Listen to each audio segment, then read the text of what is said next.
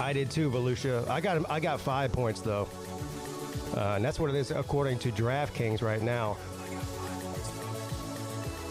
But I got it at 5 last week.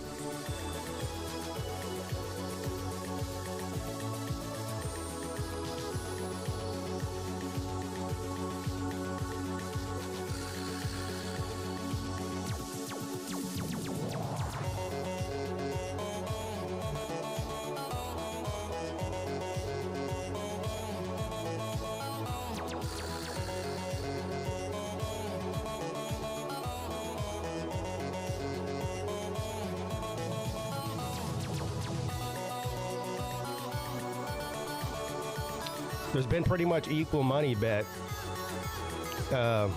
in Vegas because the line opened up at 5, I think. It got down as low as 4. And now it's 5 again.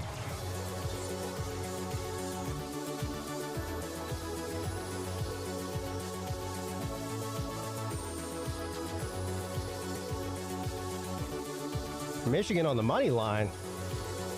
That's a bad payout, bro. Minus 198. That means basically you have to bet $200 just to win 100. Or bet $100 to win 50 or whatever.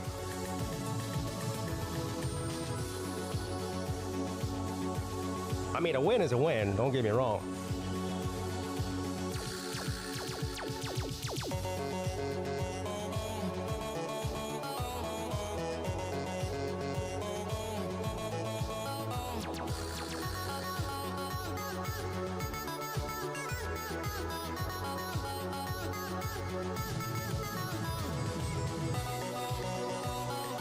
Minus 210's even worse. That means you have to bet $210 to win 100.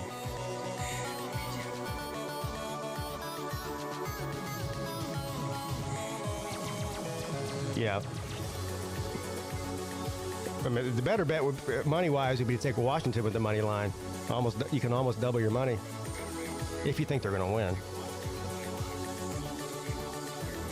I just hope it's a good game. That's all I know. I mean, I hope I win my bet, but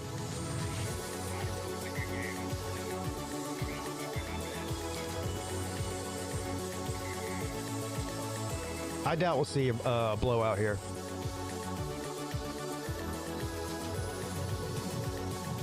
What's up, Celine?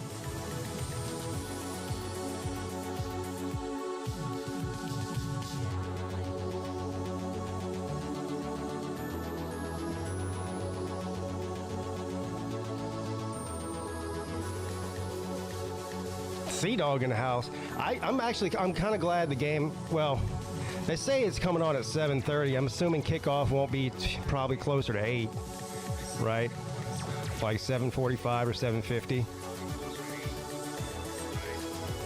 So it'll probably end, well, halftime's going to be longer because it's the title game. And then there's probably going to be about 20 or 30% more commercials because it's the title game. I don't know, it still might not end till midnight.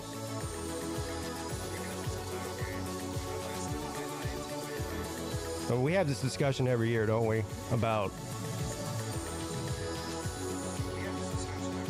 the day that it's on is silly. It should be on Saturday.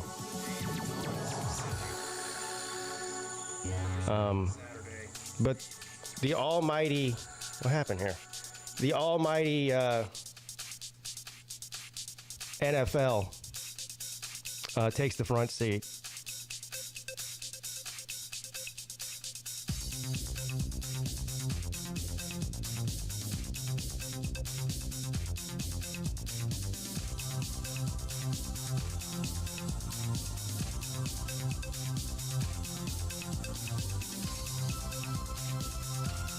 Hey, Volusia, will there be like a bunch of other Americans in the sports bar tomorrow morning with you watching the game, or will you be by yourself?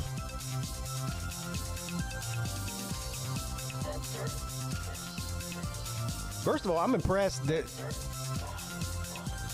you have bars that are open at 9 a.m. in the morning. I mean, at 9 a.m.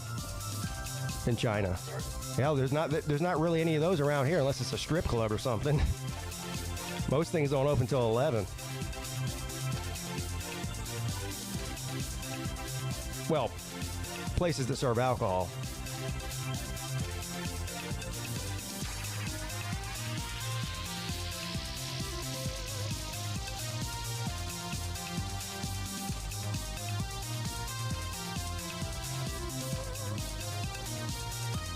I will be streaming the game tonight. I'll come on around 7 or 7:30 or 7:45 on the main channel.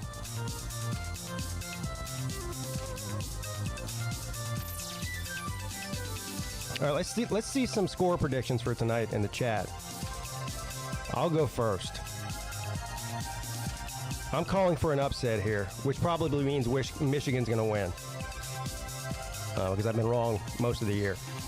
I'm going to go Washington. I'm going to go Washington 34.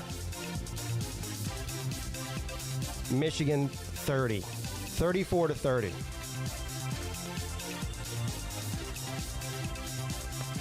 Yeah, Mrs. Peete is going to make something tonight. I don't know what it is, though. She might have told me and I forgot, which is pretty much par for the course for me. But she did mention something yesterday. She's going to make something for tonight. 31-30. Washington. 42-20. Damn, dog behind enemy lines thinks that Washington's going to just wax the floor with Michigan. That would be interesting. Although I hope you're wrong because I don't want it to be a blowout.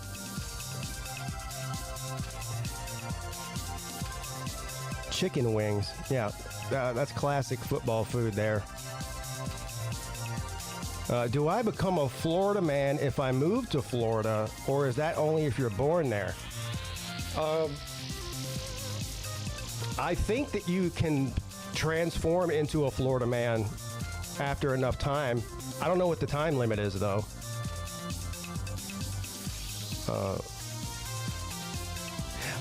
I think probably you can even become a Florida man without even being in Florida. Like, Florida man is a state of mind, not a state of location. You could do Florida man shit from anywhere. Hell, I know some people in South Carolina that are Florida men.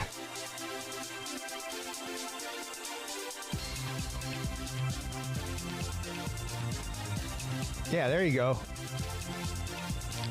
Sniff some bath salts, or I don't know, do you smoke bath salts or sniff them? Whatever you do with bath salts, do that. Ingest it. And go try to catch an alligator by hand, and you'll be a Florida man. Or some kind of snake. Some kind of large snake, like a python. 34-32, Michigan.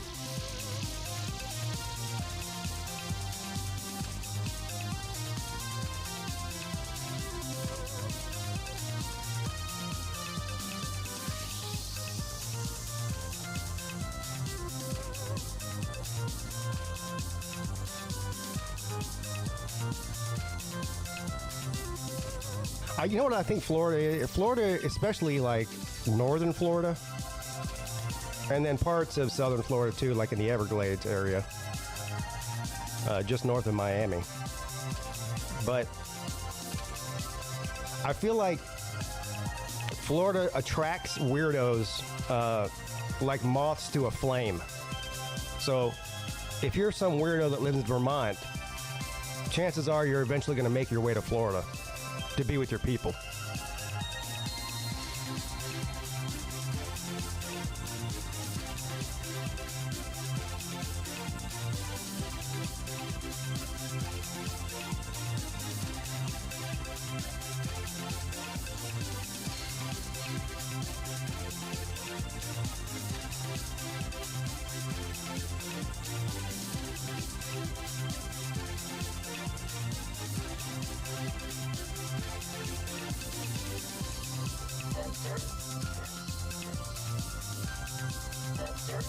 Well, Celine, part of the reason I play this music is because everybody hates it. So, there is that.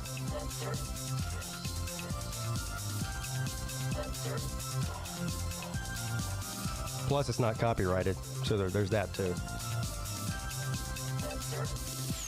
Because who the hell would copyright this shit?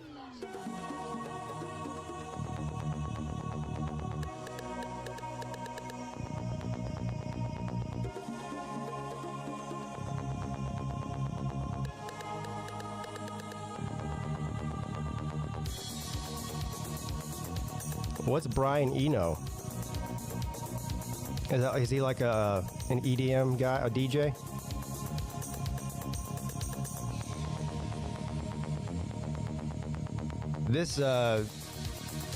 This channel runs 24 hours a day, non-stop music, no commercials. Actually, it does have commercials.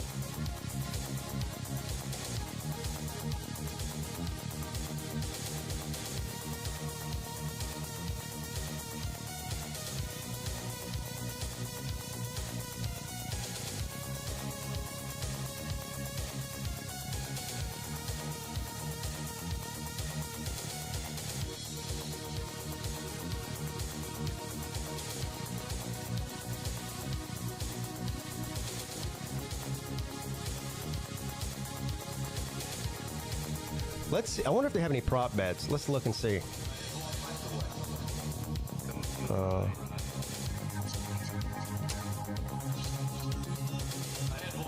Yeah, here we go. Game props. Let's see what this is.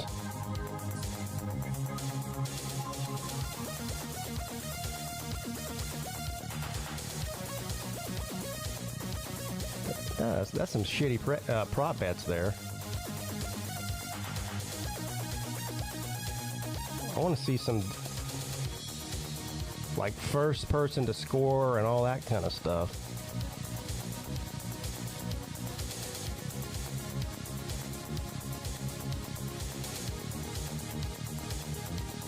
All right, so we were just doing some score predictions in the chat. So here's what did I say?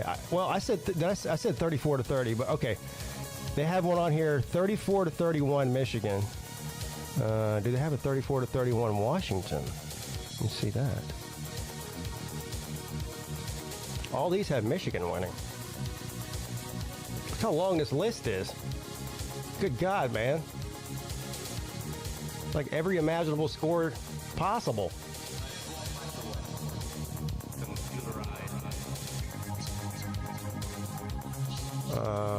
Okay, some of these are Washington winning. Let me go back up. Let's see if they have my score on here.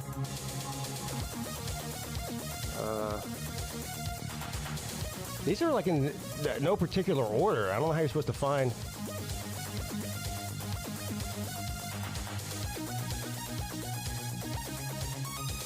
Anyway, they're all plus 14,000. So basically, if you pick one of these and bet on them, if you live in a legal state, which I don't, so I can't.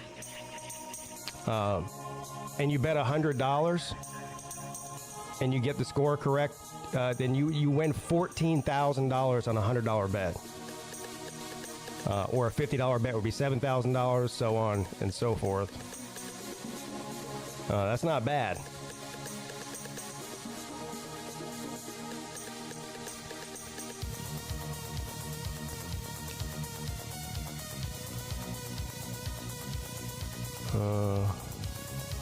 Team props. Here we go. What is this?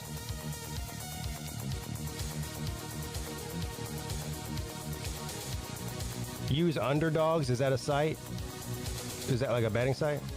I've never heard of that before.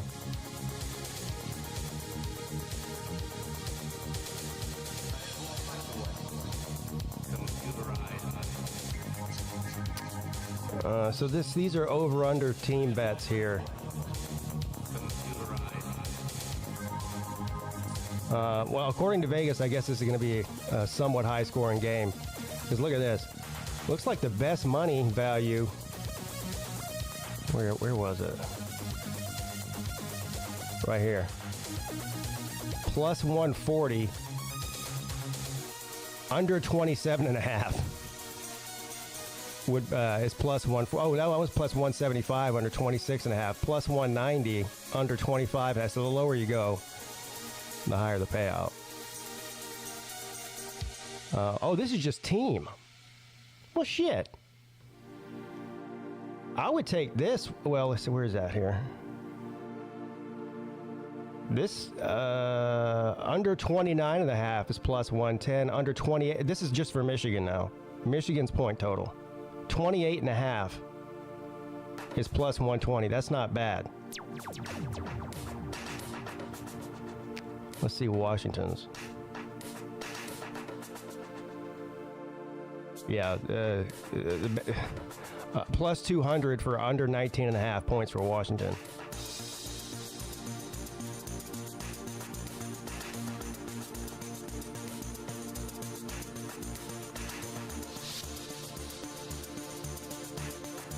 Well, Cody, it may eventually be vacated if they don't. If they win, but it'll take a couple years.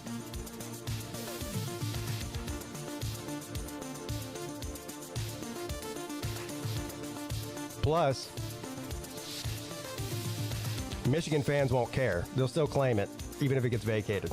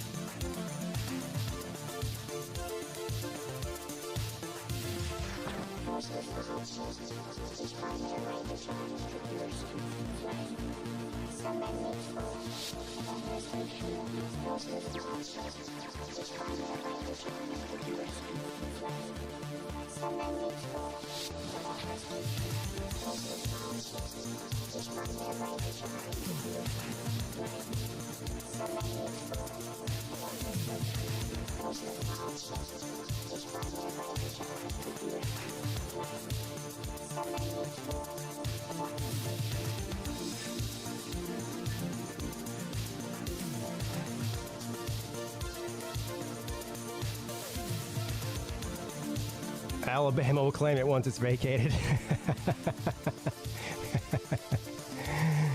Yeah.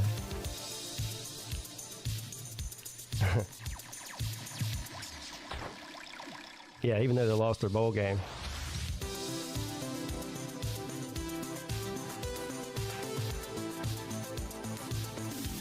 That wouldn't be the first time they lost their bowl game and claimed a national championship, so you're right. Hey, Slim, while I got you in here, and maybe Volusia too, you're a Florida man, a Miami man. Tell me what happened at that damn mall. Some people are saying it was kids fighting. Other people are saying it was aliens. Y'all been following that story?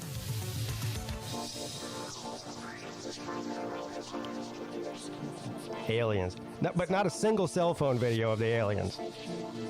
A mall full of 18 to 25-year-olds probably, who record everything that moves. Every second of their day they record with their phone, but nobody got a recording of the aliens.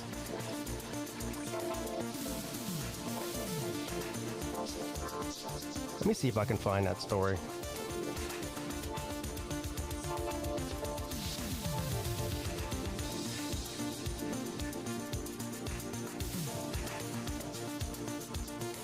Yeah, they said they were like 10-foot tall, like white or gray looking aliens.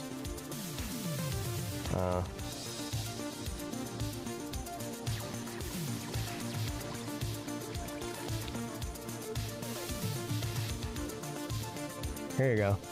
Look at that. Let me turn this off. All right, look at this. Look at this. Let me put it on the screen.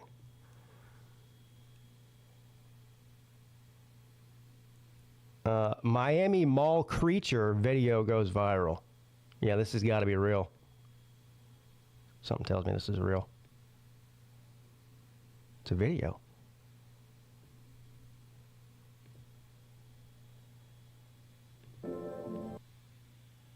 I'll turn it on after the advertisement. Fool says there's lots of aliens in Florida. Of the human kind.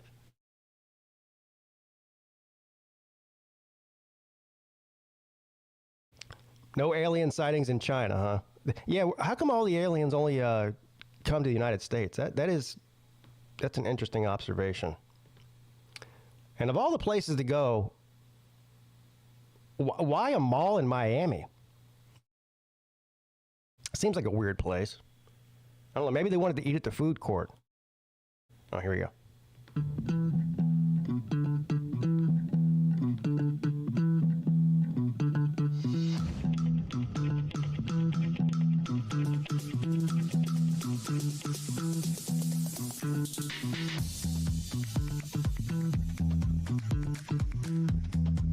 Now, I will say this. Obviously, I don't believe that there was 10-foot aliens at the mall in Miami. That's just silly. But it does seem suspect, like, that they would send 60 police cars for a couple of teenagers fighting or shooting fireworks or whatever they said they were doing. That does seem suspect, but...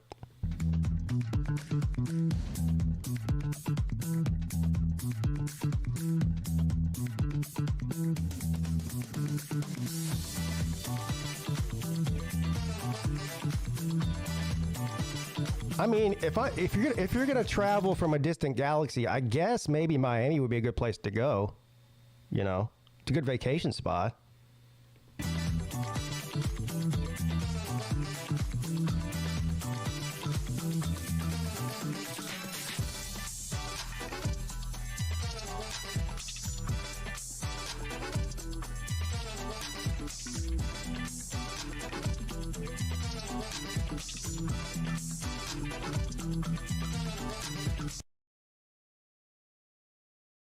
Well, that's officially the worst damn video I've ever seen in my life. I didn't think it could be topped. I thought Sleeta had that locked down. Apparently not.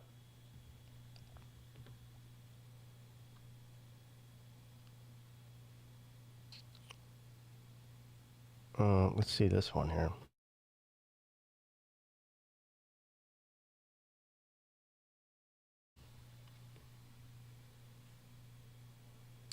These are just still pictures. No aliens in sight, though.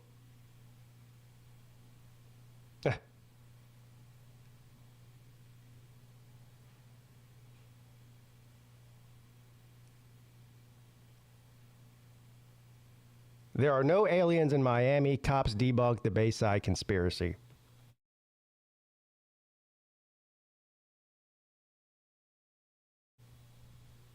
All right, guys, so just to address a few clips that are going viral on social media right now. First, our response to that big incident in Bayside Marketplace. What happened was there was about 50 or more juveniles that were shooting fireworks at people. There was also some looting going on, so officers that were on that scene were having a little bit of trouble containing it, so they called what is called a citywide 3, which every officer in the city responded. That's why you saw so much police presence for that call to contain that crowd. Now, there is now video going viral of 8 to 10 foot aliens. There you go. Walking around Bayside. Is actually just a person walking with a shadow. So I can confirm to you all here today right now that there are no aliens in Miami in Bayside Marketplace at the moment. So at the moment. Friday. I hope you guys have a great weekend and stay safe. I like how he said at the moment. Yeah, there's no aliens at the moment.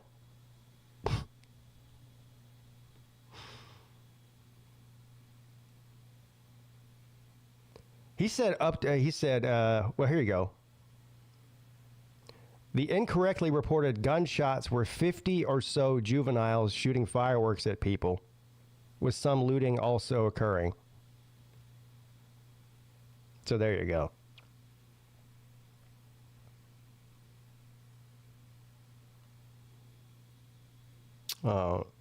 It is no coincidence, though, that almost everybody who's pushing the alien narrative on X or Twitter or whatever you want to call it, if you click on their profile, There also believe that the earth is flat.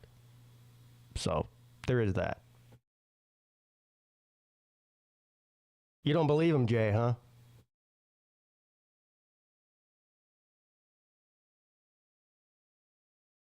What's up, everybody? Happy Monday, by the way. Happy Natty Day in the USA. It's bittersweet. Hopefully we get a good game tonight. We had some great playoff games and all that.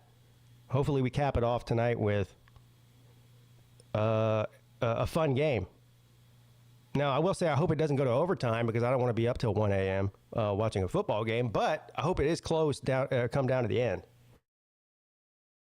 As long as Washington either wins or loses by 5 or less, I'll be happy. It's going to be a blowout. I don't know. I mean, both teams are undefeated.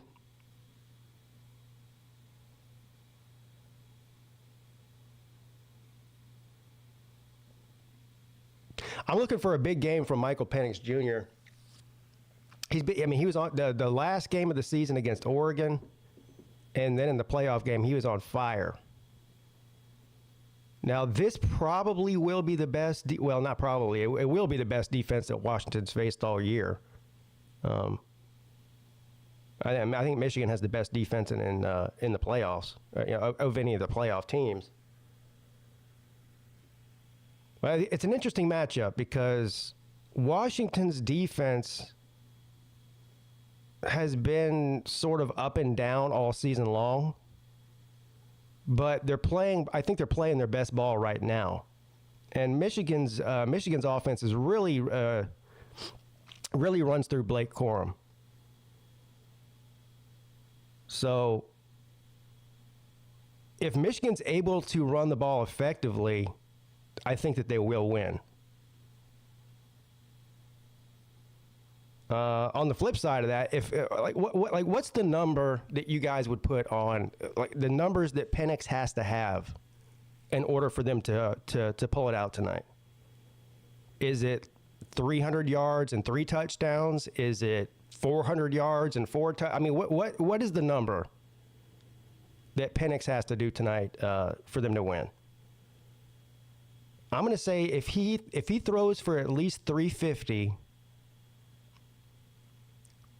and 3 touchdowns, I think that Washington wins. Anything less than that, I think Michigan wins. Nature Boy says 303 touchdowns. 300 yards for Penix is just 2 quarters. Yeah, I mean, typically, yeah, probably not against Michigan's defense, though. You know. And on the flip side of that, let's play. What does Michigan's offense have to do? Well, first of all, I can tell you that, 0 interceptions needs to happen for Michigan, which is probably not going to. He'll probably throw at least 1 interception. But like I said earlier, the offense runs through Corum. So what kind of day does Corum have to have for Michigan to pull to win tonight? Is it 100 yards and 2 touchdowns? Is it 180 yards and 3 touchdowns? I'm going to say Corum needs 150 yards and 2 touchdowns. That'd be the stick for me, the standard. Nate says 102.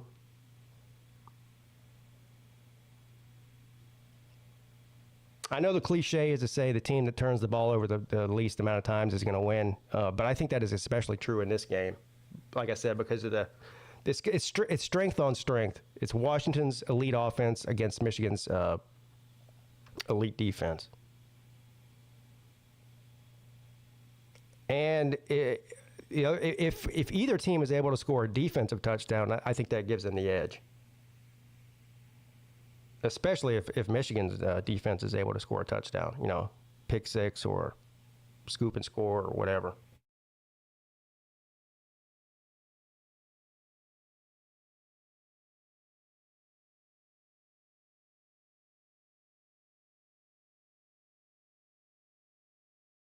All right, let's see who's in here. Cheers to the chat.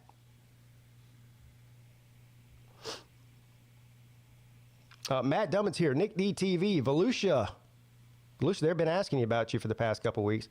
Well, I haven't done that many shows in the past couple weeks on this channel or on the other channel, really. But every show I have done, they go, where's Volusia at? Stingray is here. Anthony Swift. Jeremy Garrettson. Dog behind enemy lines. Nature Boy. Anthony Swift. Nate DeGreat, otherwise known as Third and Nate. Hey, what's this controversy on the Battle Angel show, the Bad Bitch Fuel show yesterday? Is it true? Can you confirm or deny that there is a new beef brewing between you and one VicTube Productions? Now, I will admit I didn't see or hear the VicTube show in question. First of all, let me set this up. This all stems from the Midday show last Wednesday that I did. It was Wednesday, wasn't it? Yeah, I think it was Wednesday. Yeah, because Monday was New Year's Day. Yeah, last Wednesday, I did a Midday show, and Nate came on like he normally does, but he was at work. I asked Nate, I said, how are you on the show while you're at work? He goes, well, I'm on break. I said, well, how long is your break? I mean, anybody who's got a job, like, if you get a break, it's normally like 15 minutes, right? He says, my break's 30 minutes. I said, well, you've been on the show for over an hour. Well, he wasn't on the show for over an hour, but between him being in the back room and being on the air, it was an hour and 10 minutes at that time. Anyway, almost immediately when I said that, you could hear in the background somebody come in and yell at Nate. I don't know exactly what was said. All I know is they yelled at Nate. I heard it. And Nate promptly, he didn't even say goodbye, go F your, he didn't even pull a Raj and tell you to go F yourself, you know. Yeah, you can go fuck yourself. He just hung up the phone. And he was gone. Well, I guess what ended up happening was Vic had a show later that day. And he was on there.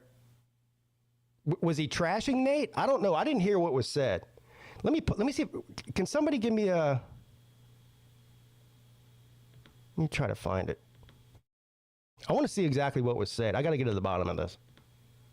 Sorry. This won't take long. I promise. Let me finish the cheers to the chat first. C-Dog is here. Celine Driver, D. Taylor, John Serene, Young Pablo, Cody, Hankins, Slim Shady Canes, Arizona Tucson 93, Pete Magaha, Scott Kerr. Yeah, clickbait.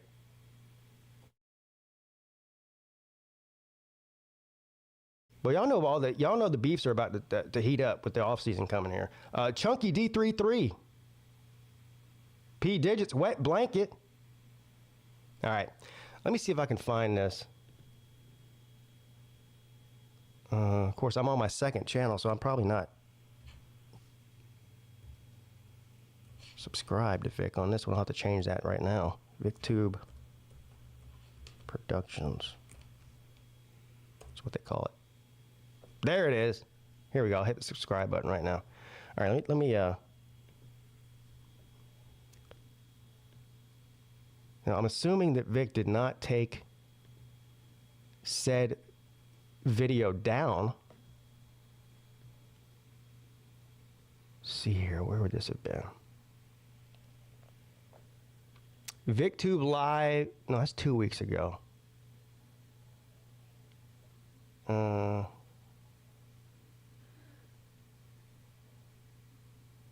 Vic, is Vic in here?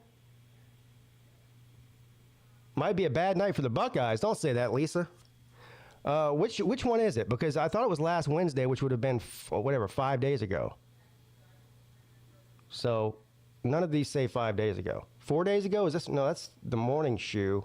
That's Thursday. Is that the one? Is that it? Vic doesn't do it. Is it the Thursday show?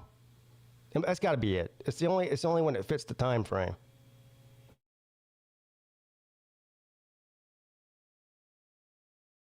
I'll try that one. Of course, I don't have a timestamp. That's the problem here. Does anybody have a timestamp? Oh, that you could think of, and that was out of a timeout. It's the newest one, huh? The one you just did 2 days ago? This one? VicTube Live episode 175, is that it? Okay. Oh, yeah, I'll believe you.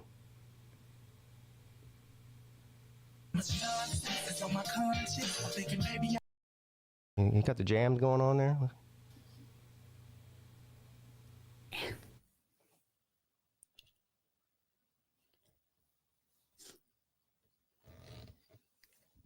Oh, okay. If it quiets down, okay.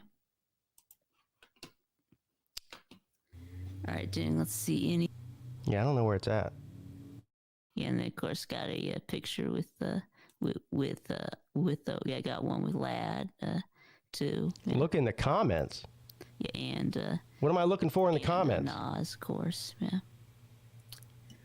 He said, "Oh, and the after comments." Yeah, that was, okay, that was fun. Yeah, that whole thing that my the 58. Is this it? Where's Nate? Yeah, where? Okay, yeah, here we go. Now Nate? we're cooking with fire. Good job, Vic. Thank you. You saved me a lot of time because I was about to bail on this.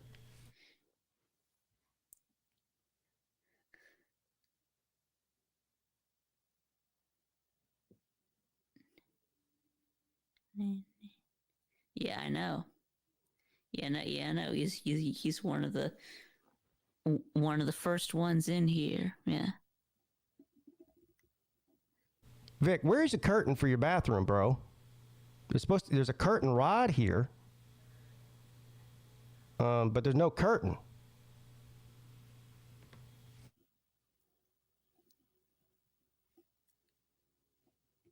Probably got grounded for quitting his job.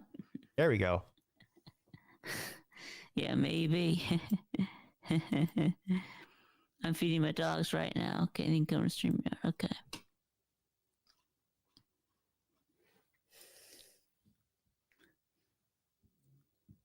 I got a piece of advice for you, Vic. Why'd you timestamp this? You haven't said anything for like 2 minutes. Where do you actually say something? That'd be helpful. Here we go. Yes, so apparently it looks like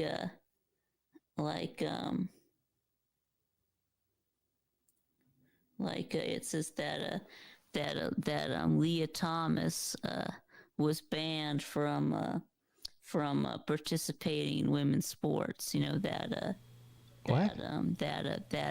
transgender. All right, let me. There was 2 timestamps in the comments here. Maybe the second one's the money one. We'll do this one. So you did the morning show or something again yesterday?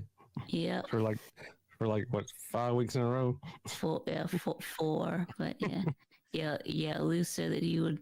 Lou said that he would start doing the start doing the morning shows again next week. So yeah. It seemed like it He said that after the Natty game, he said that he would start up the. I think it's been about 3 weeks now that he hasn't been doing the morning shows. So. That was it? You didn't even say anything. Yeah, you're supposed to have fiber in our neighborhood now, so I might sign up for that. So I have like super high speed internet then. The AT&T fiber. Well, no offense, but I'm bored. I thought then what's the beef about? What's Nate mad at you for?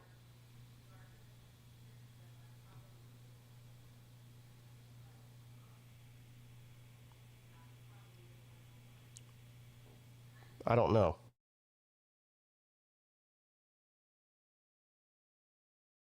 You want to come on and tell us about it, Vic? Are you available to come on? StreamYard's open.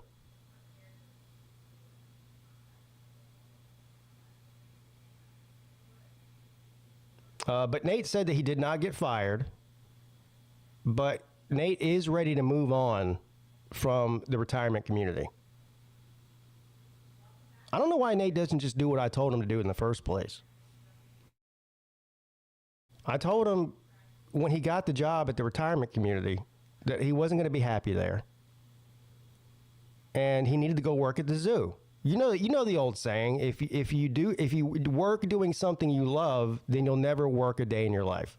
Right? Nate loves the zoo. I've never seen a human being that walks the earth that loves the zoo as much as Nate. I mean, he talks about it constantly. So, what's up, buddy? Oh, well, Nate absolutely should work at the zoo. Yeah. I mean, really. Yeah. That's a perfect job for Nate. Zoo guy, but if Nate's a big zoo guy, like, it sounds like a fucking great time. Yeah, I mean, he could like feed the tigers or whatever. Maybe clean the shit out of the gorilla cage. Whatever. He can pet the jaguars and they can purr and put their giant paws on his face and shit like that. And he can also feel that adrenaline rush of knowing that they could kill him immediately, but they're not gonna because he feeds them and things like this, right? Yeah. I feel like that's rewarding, He said it was too far away from his house. I said, well, how far is too far away? And he said it was like 30 minutes. I go, that's not that far to commute.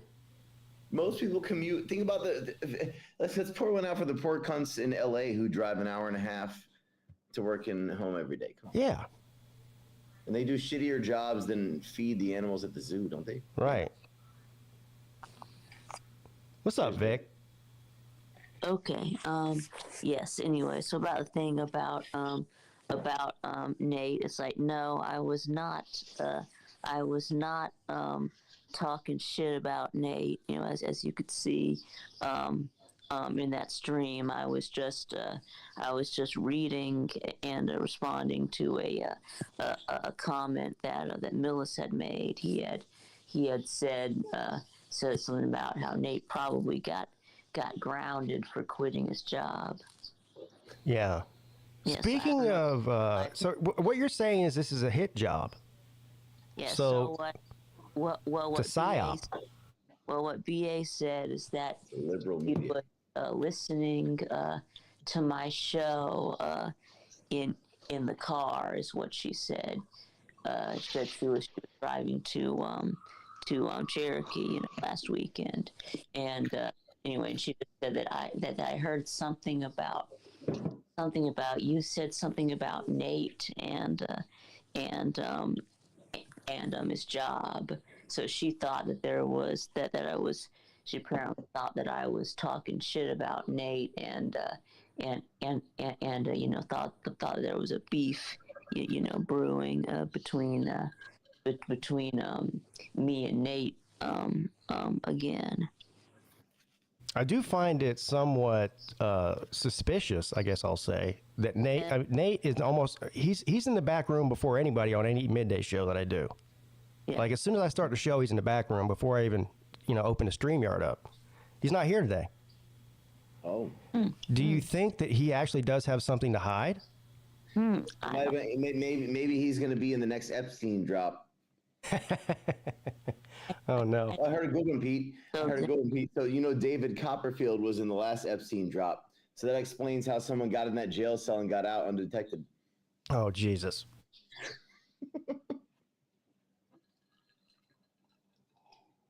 I don't know if I'm allowed to talk about that. YouTube. You don't have to. I know. Just make a joke. Well, YouTube has a new terms of service. They updated for 2024, where you can't spread misinformation about celebrities or whatever it is. It's silly.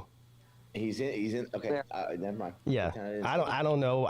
The problem is I don't know what I'm allowed to say Going on after here. me, and she had told Lou about it too, and then Lou was telling me in like the chat, he was saying, hey Vic, I hear that you were talking shit about Nate. So Millis started this. Well, he didn't start it, but yeah, I guess so. But I'm not blaming Millis for anything. I mean, Big Tube, why are you involved with most of the beefs that happen on YouTube? I am not. I'm actually not involved with most of the beefs on YouTube. Really? You and Celine, you and Michael Hogue, you and Nate now twice. When did I have beef? Let's not forget that he got my channel shut down for a week too. Big Tube and Pete. When did I have beef with Celine? Well, I mean, apparently you don't care about him, so everybody took that as beef. Okay, when did I have beef with Michael Hogue? Apparently you were going to do a drive-by on him? No. Or a roll-by, as it were? No. Roll by. The drama does seem to follow you around for some reason. Mm-hmm. And Millis too, by the way. Did you hear that yesterday? Anybody? What happened? Oh yeah, Millis and TK. Yeah. Yeah, TK and Millis got into it yesterday on Battle Angel's show. Oh yeah. TK got so mad she ended up rage quitting. Oh yeah. Shocker. Yeah. It was something. Yeah. And it sounds like Millis might have started this too. This rumor here. What's going on with him? So is he like the puppet master behind the scenes, pulling all the strings? I guess. Stirring this pot over here, stirring this pot over here. Make a long story short, TK has not forgiven Millis for his departure of YouTube. When was that? It's been over a year. It's been about a year. I think it was during last football season. Yeah, it was right after Millis had gone to like a game with Ballard and X-Wing, and then it was like right after that was when he disappeared. Oh, and then TK hinted that she knew secret information about Millis, but wouldn't say what it was. I want to know what that is. Yeah. Yeah. Secret dirt. Well, that sounds juicy. She knew the truth about him. Yeah, the truth. Whatever that is. Yeah. Is Millis one of the alien people that was seen at the Miami Mall? Could be. Well, he is 7 feet tall. So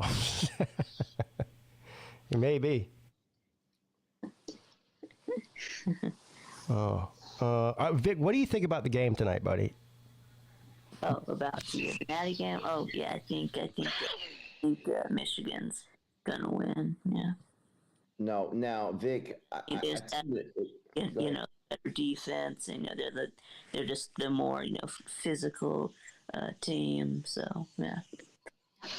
I mean, yeah, I think that Washington offensively can challenge them, and I think if Washington can put points on the board, we saw what they did to Texas defense, right? Like I really think that Michigan, if Washington gets a lead of 10 points or more, Michigan's going to have some trouble catching up. Yeah. Yeah, but Texas's secondary has been hot garbage all year. Yeah.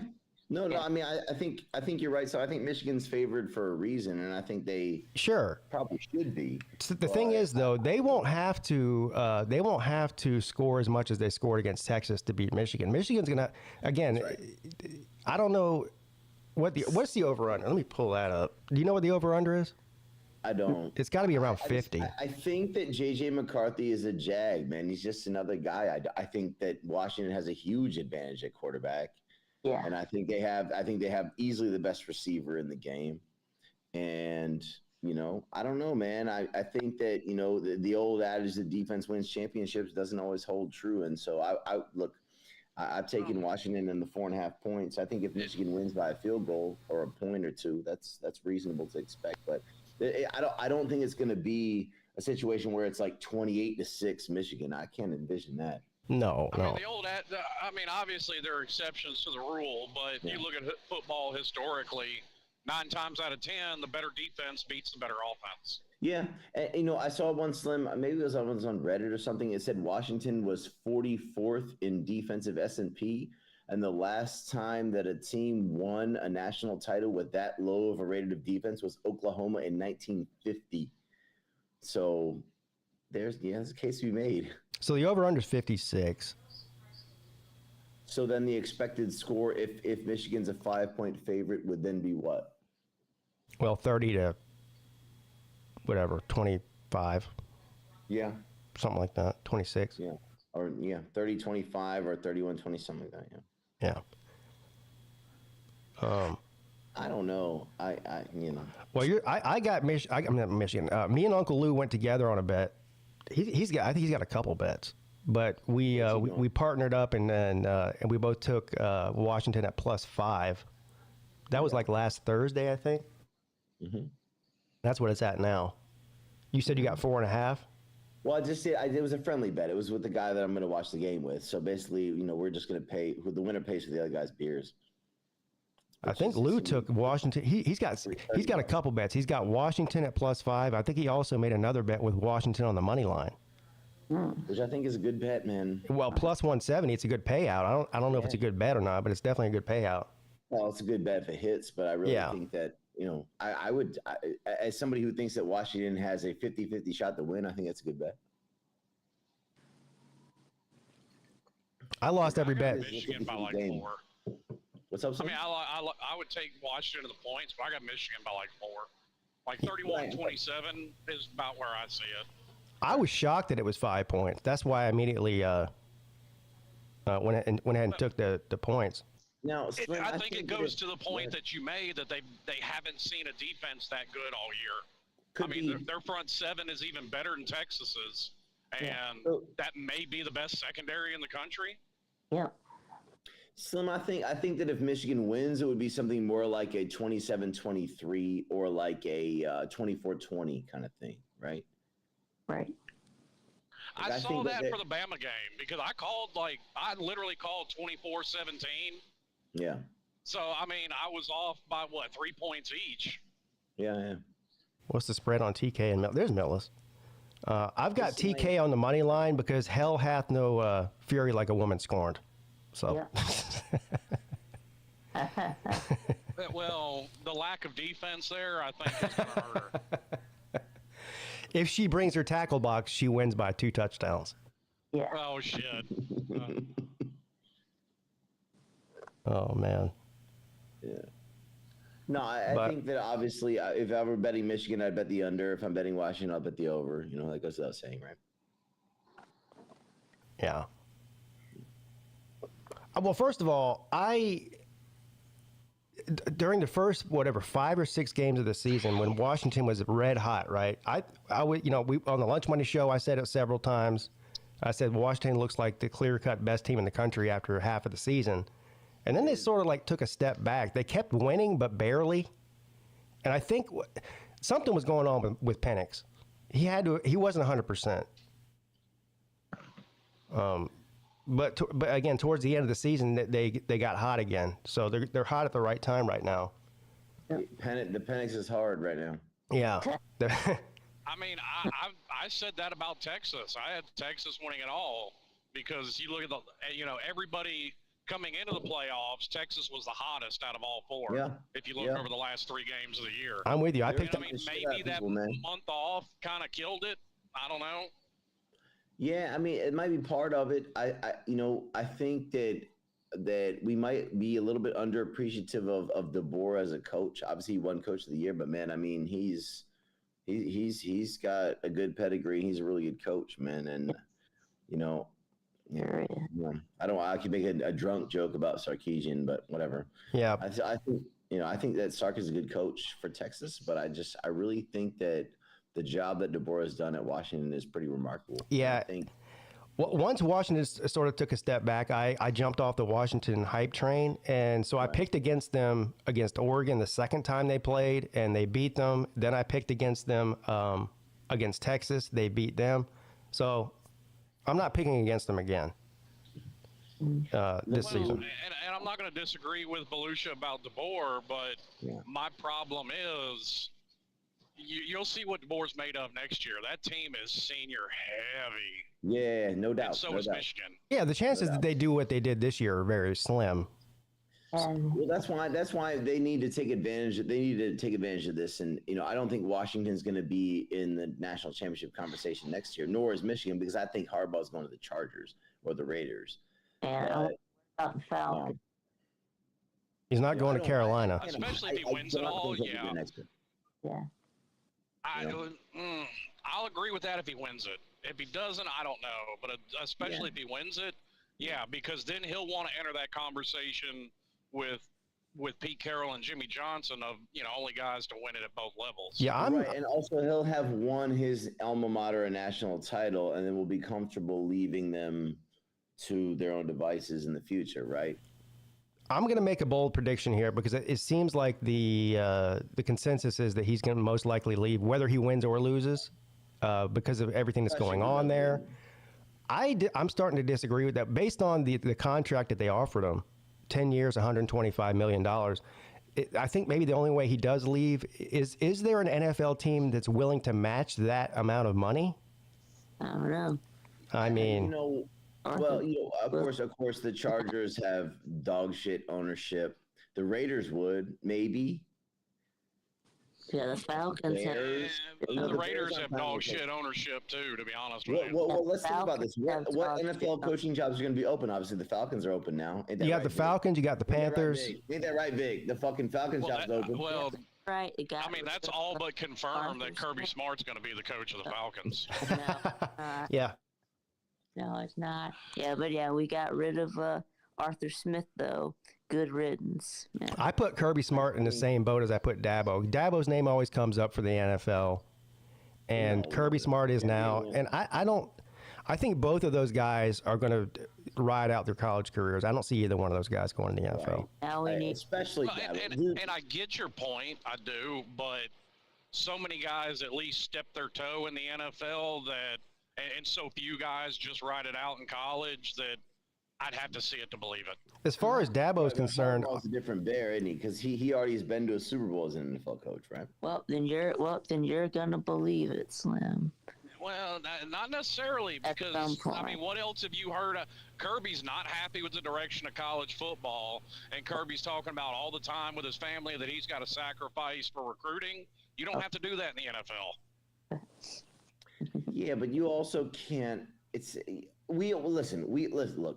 We all understand that Dabo would not be a good NFL coach, right? Yeah. I agree. Dabo is a great college coach. He would not be a good NFL coach. The NFL players are not going to want to hear his horse shit. All the things that Dabo hates about football are exactly what the NFL is. I mean, dude, Pete, you know this, and I'm sure you agree. Dabo is one of my favorite people on this planet, but NFL players are not going to want to hear his horse shit. The reason that this all stems from his comment, a few years ago, is if college football becomes the NFL, then I'll just go coach the NFL. So people took that as that he wants to go coach in the NFL. I think he was trying to make a point. That's right. He would rather coach high school than the NFL. Yeah, I think so too. The bandwagon fans. I think Dabo likes to have complete control, and you don't really get that in the NFL. Look, and I would tend to agree with you about that with Dabo. Kirby Smart, that's to be determined. Yeah, and Kirby likes to have. I agree with you, man. We don't know quite as much about Kirby as we do about Dabo as a head coach yet. Yeah. No, it might be the same situation, but we don't know quite as much yet. I think we know just as much about Kirby as we do Dabo. But... No, you just want to think that because you're a Georgia fan, Vic. I agree with you, Slim. I don't know if we do. I think there's a more calculated guy than Dabo is. Dabo is a fucking heart on his sleeve kind of dude, man. We already know that Dabo would be a piss poor NFL coach, and he's a great college coach because he's that kind of a dude. I don't know about that about Kirby. I don't know Kirby like that. I mean, Dabo hates the transfer portal. Imagine what he thinks about free agency in the NFL. Right? Dude, I mean, Pete, here's what we know about Dabo. Here's my opinion about Dabo, man.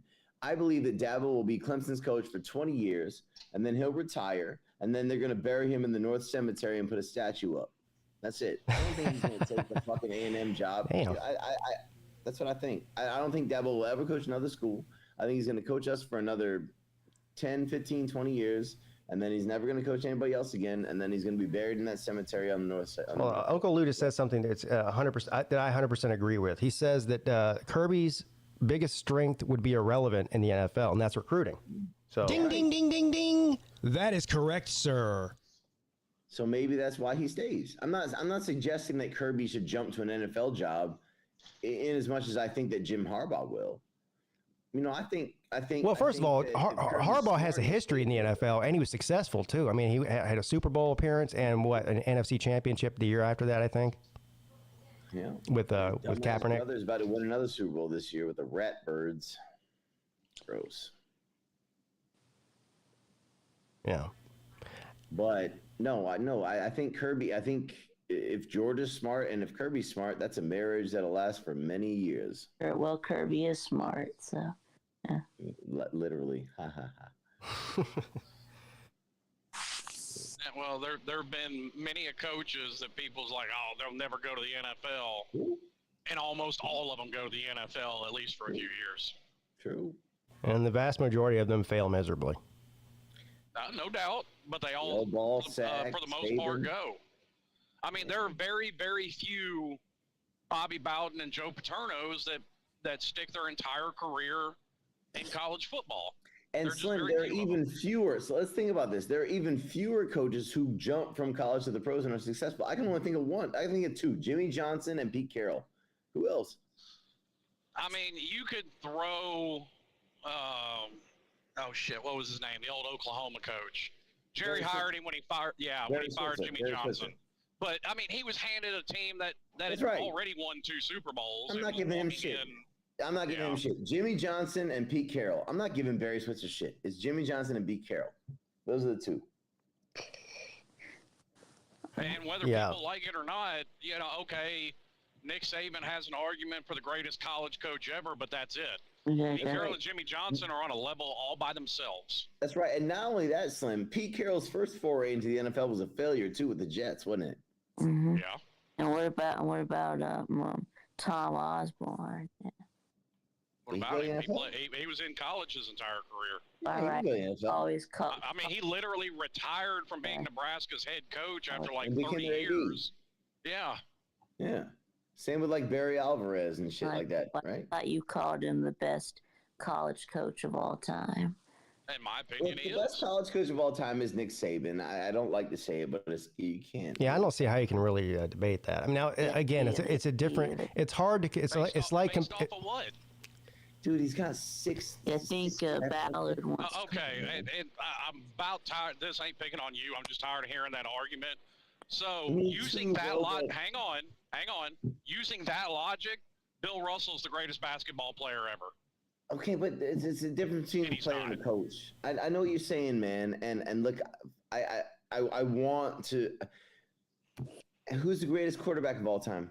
Well, see, here's the thing, because this is the different era debate.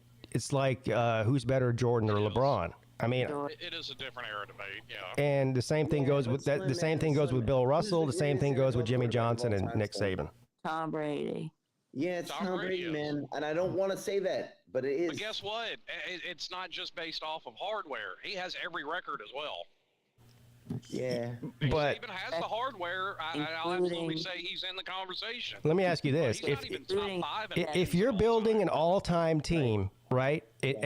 Now, both of these players at their peak of their career, if you're building an all-time team and you can pick one of the two quarterbacks, are you picking Joe Montana or Tom Brady? I'm taking Joe Montana. Peyton Manning, bro. I'm Peyton taking Manning. Peyton Manning.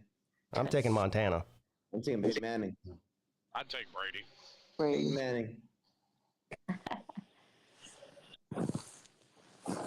Peyton Manning. Now, in a season, I'm taking Peyton Manning. In a game, I'm taking Tom Brady. In the Super Bowl, I'm taking Tom Brady. In a season, I'm taking Peyton Manning. That's fair. I'll tell you, as far as basketball concerned, I don't give a shit who you put in front of me. I'm taking Michael Jordan 10 times out of 10, no matter what the situation is. I'm taking LeBron, dude. What? Dude, I'll take. I would take Jordan LeBron and Kobe over LeBron. Yeah, me too. I think there's probably 5 players in history better than LeBron. He's LeBron definitely wouldn't be in my top 10. Dude. No. LeBron's the greatest player in basketball history. Oh my God! Get mad about it if you want to. I'm not mad about it. I just disagree with it. I'm definitely not mad about it. We can disagree on that, but we don't have to turn this into a fucking first take episode. So let's have a We should. They got pretty good ratings. Well, since you went there, how many scoring titles does LeBron have? All right, you tell me, man. Less than Jordan. Cool. How many defensive player of the Jordan played in the 90s and the average score of the game was 82 to 78. I don't give a shit. How many defensive player of the year awards does LeBron have? LeBron was a better defensive player and is a better defensive player than Jordan ever was. Oh, stop it. No. Yeah, I think Ballard wants to come. Jordan won defensive player of the year 9 times, sir. Yeah, LeBron has never won it. Garbage in the 90s, dude. Come on. Okay. LeBron wouldn't have to flop back then. The Pistons would have knocked his ass halfway across court. Look, I do respect Jordan. I'm not trying to shit on Jordan. There's great arguments for Jordan. I can't, it's fine. Some people think Jordan, some people think LeBron. I'm not saying you're wrong. You're not wrong. You're not wrong. Like this is not a thing where sometimes Slim you say shit where you're clearly wrong. This is not one of those times. Like it's fine. It's fine. You might be right. I can't say you're wrong. Well, and this is something else where people run into an era thing, but this is where I disagree with the era argument. Yeah. And this goes in basketball and football. Right. They're both softer sports than they were 20 years ago. Yeah. I mean, well, 20 years ago in the NBA, playing defense was just fouling people, and they stopped allowing that. Well, no, when you go 20 years ago and you're talking Jordan's era, you're talking the hand check era. They can't do that now. I agree, and so that's a plus for Jordan. I agree with you. Far more fouls than they now than they did back. That's another reason, and I know I set off Tiger Baskins one night with this. Larry Bird's a better pure shooter than Steph Curry. Larry Bird, no. So many fouls. Larry Bird's not a better shooter than Steph Curry, but Larry Bird is a better player than Steph Curry. Yeah. Larry Bird is a better player than Steph Curry. And then half the time, I think Larry Bird's better than LeBron James. Incredible, man. Yeah. Larry Bird. He's one of the 5. How great of a player Larry Bird was, man. Yeah. Larry Bird's another one I've got over LeBron. Me too, definitely. Yeah. And No, then the LeBron's better than Larry Bird, but not by much. Yeah, Larry Bird was, in my mind, top 5, top 6 of all time. Larry Bird, amazing and incredible. And there's one common theme here of people that think LeBron is better than Michael Jordan, or they tend to be younger. Uh-oh. Ballard, you're echoing. But if you were around to watch and remember when Jordan played, it wasn't just what he was doing on the court. It was the whole package. I know. I mean, LeBron James doesn't take over basketball games. No. He doesn't. Even to the extent that Kobe did. Yeah, Kobe's better than LeBron too. There's 3. That's not okay. Yeah. Kobe would shoot 35 shots to get his 60. LeBron will put up numbers like 35, 11, and 9 on 14 field goal attempts, dude. I mean, like, come on. Oh no, but Lucia is a Bronny. Bronny, dude. I don't like either one of them. I'm a Garnett guy, but like, if we're talking about who the best player, like LeBron's efficiency is unmatched in the history of this league. Like, LeBron's a special player, man. If you want to say Jordan, I'm not going to argue with you, right? I'm not going to argue that I'm not going to say Michael Jordan sucks. No, of course not. Like, that's ridiculous. Like, no. I'm just saying LeBron's not in my top 10. That's all. That's insane. That's insane. He'd be in my top 15, but not top 10. No, that's bullshit. He's definitely in the top 10. I'll give him that. It's 1 or 2. LeBron and Michael are 1 and 2. You can choose who's your 1, who's your 2, but they're 1 and 2. No, Kobe's way ahead of LeBron. No, absolutely not. All right, let's switch this. Let's switch this to college player. Better than Tracy McGrady. Greatest college football player of all time. Now, this is hard to do, too, because you only play one side of the ball, unlike a basketball where you play both sides of the ball. Right. So, I guess you could do who's the best offensive player, who's the best defensive player. Okay.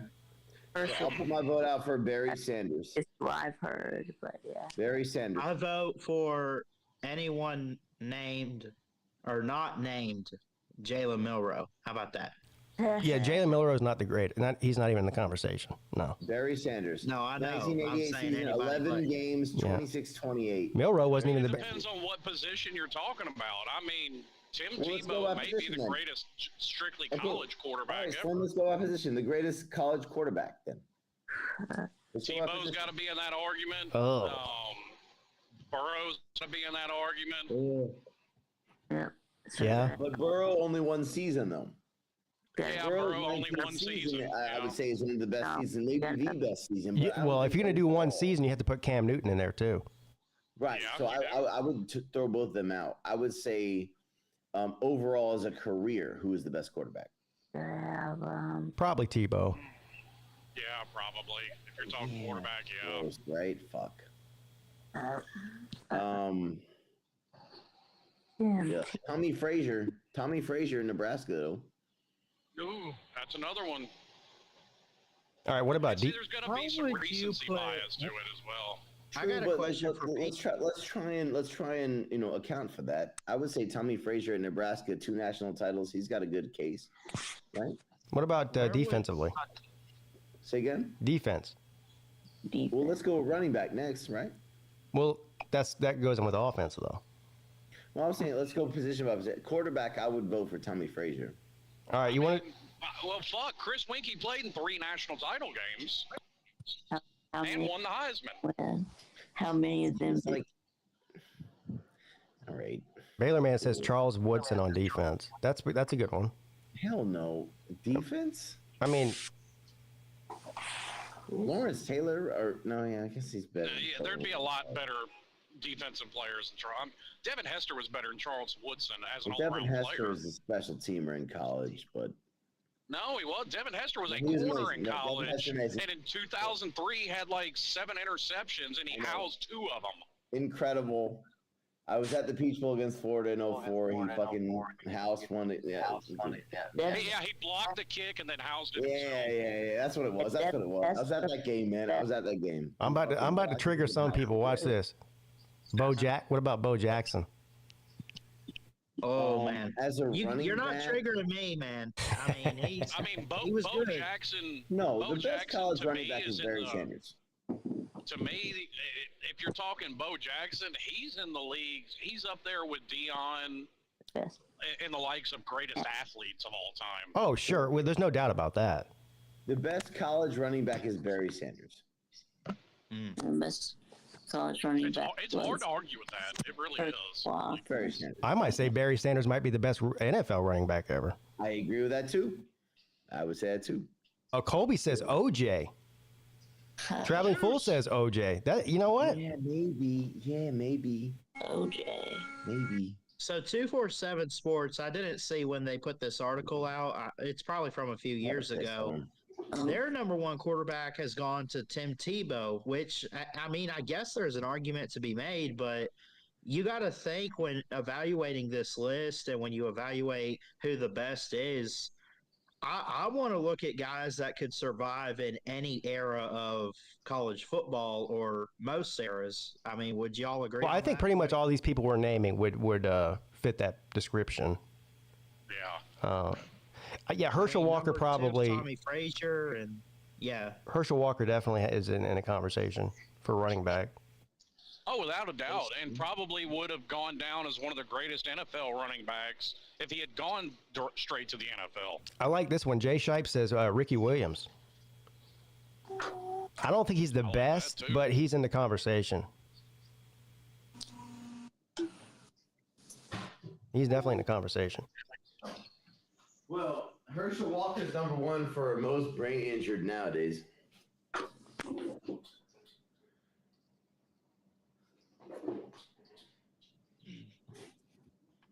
Herschel Walker needs mental help.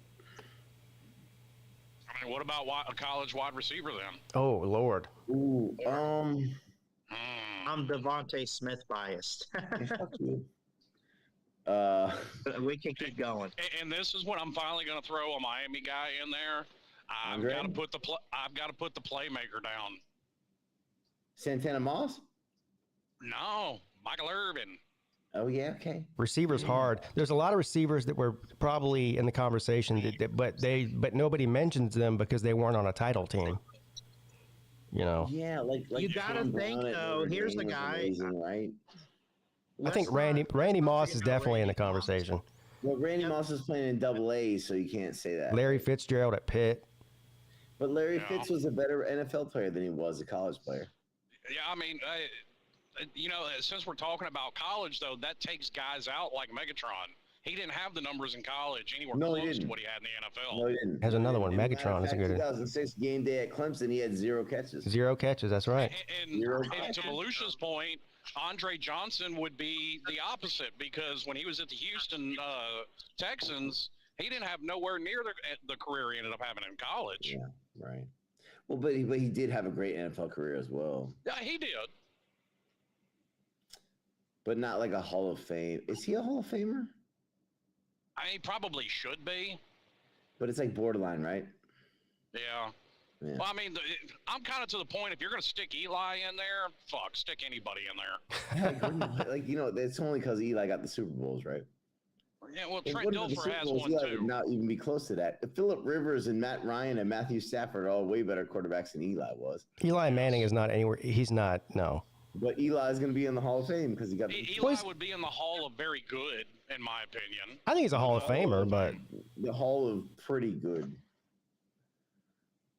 Is Phillip Rivers a Hall of Famer? And some seasons, though. Yeah, Slim. Is Phillip Rivers a Hall of Famer? Phillip Rivers should definitely be a Hall of Famer. I think so. Is Matt Ryan a Hall of Famer? Yes. Oh. Okay. I don't think so. For all the flack that Matt Ryan got in Atlanta, people tend to overlook that the defense lost all those leads that guy got. Is Matt Stafford a Hall of Famer? Yes. He will be now. It's tied to Megatron, without a doubt, but yes. Here's a funny one, guys. So you know that the Rams are playing in Detroit next week in the playoffs. It'll be Matt Stafford's first playoff game in Detroit. Oh, wow. Yeah. Took him long enough. Yeah, right. Yeah. Who's winning the Super Bowl, guys? Tampa Bay. Want to say nobody from the NFC South is. Them playoffs winning the division, son. I'm gonna go out on a limb, and this is Volusia's not gonna like to hear this. I'm gonna go Baltimore. Yeah, me too. And I hate Baltimore. I think it's gonna be Baltimore over Dallas. No, Dallas. No, stop it. What about the 49ers? No, I'm not sold on their offense, man. I think it's gonna be Baltimore over Dallas. I'm going with. To prove Volusia wrong, it's going to be Tampa against Baltimore, and they're going to shut down. They're going to shut down Lamar Jackson. Slim, if that happens, I will be thrilled. If it's Tampa and Baltimore, I'll be rooting for y'all because fuck Baltimore, dude. Are there still people out there? I'm just happy. I was talking all kinds of shit about Baker preseason, and this motherfucker comes out and wins the division. I'm okay. I'll shut up about Baker. He wins the worst division. Come on. Is there still people out there saying that Lamar Jackson's not a quarterback? I know the Slim, you say that all the time. Look, he is a quarterback. I mean, but he's a quarterback. Yeah. I mean, he's got Joe Flacco-esque numbers as far as passing the ball. But that's not the only thing a quarterback does, though. That's the only thing I want out of my quarterback. Let me put it this way: what would Baltimore's record be without Lamar Jackson right now? They could have a better quarterback. Maybe 8-9. Yeah, they'd have a losing record. See, you don't know that. It depends on who they have. They'd be around 500. Tyler Huntley. They'd be 9-8, 8-9. Because without Lamar Jackson, for all you know, they may have gone after Aaron Rodgers. Yeah, the Ravens. I mean, are they a 500 team with Aaron Rodgers? No, I don't think so. Yeah, the Ravens. Joe Burrow would have been garbage. Joe Burrow got hurt 2 months ago, and the Bengals are still 9-8 with Jake Browning, right? So I feel it'd be like that. Yeah. I'm trying to see. if we can get. I'm looking at the standings here. Yeah. I'm looking up to see if there's any futures as far as Super Bowl odds, like who's going to make it. Next year, next year, Cowboys. Take the Browns. Take the Browns. Next year, take the Browns. We know it's not. Watson with that defense, take the Browns. I don't know, man. Do it. You know Deshaun's no bitch. Speaking of Deshaun, I mean, through the same number of games, Joe Flacco had better numbers than Deshaun. What the hell is going on with that? Hurt the whole year. Yeah. No, I said with the same number of games. Yeah, he was hurt. Joe had better numbers. Yeah, that's right. Deshaun's been hurt. That's a fact. Yeah. Deshaun's been playing hurt the whole year. Okay, but that doesn't make Slim's statement not true. It's Joe Flacco's. Yeah, no question about it. No question about it. And I think that Joe Flacco's played. He's got a renaissance. That's the point. And I respect that. Is that Cleveland overpaid for? No, that is not the right conclusion. No. Look at this here. Let me put this on the screen. Volusia. Win the Super Bowl with Joe Flacco. Volusia, look. They might win it next year with Deshaun Watson. Here is the Super Bowl odds in Vegas right now. Guess who's next year or this year? Right now. This year. This year.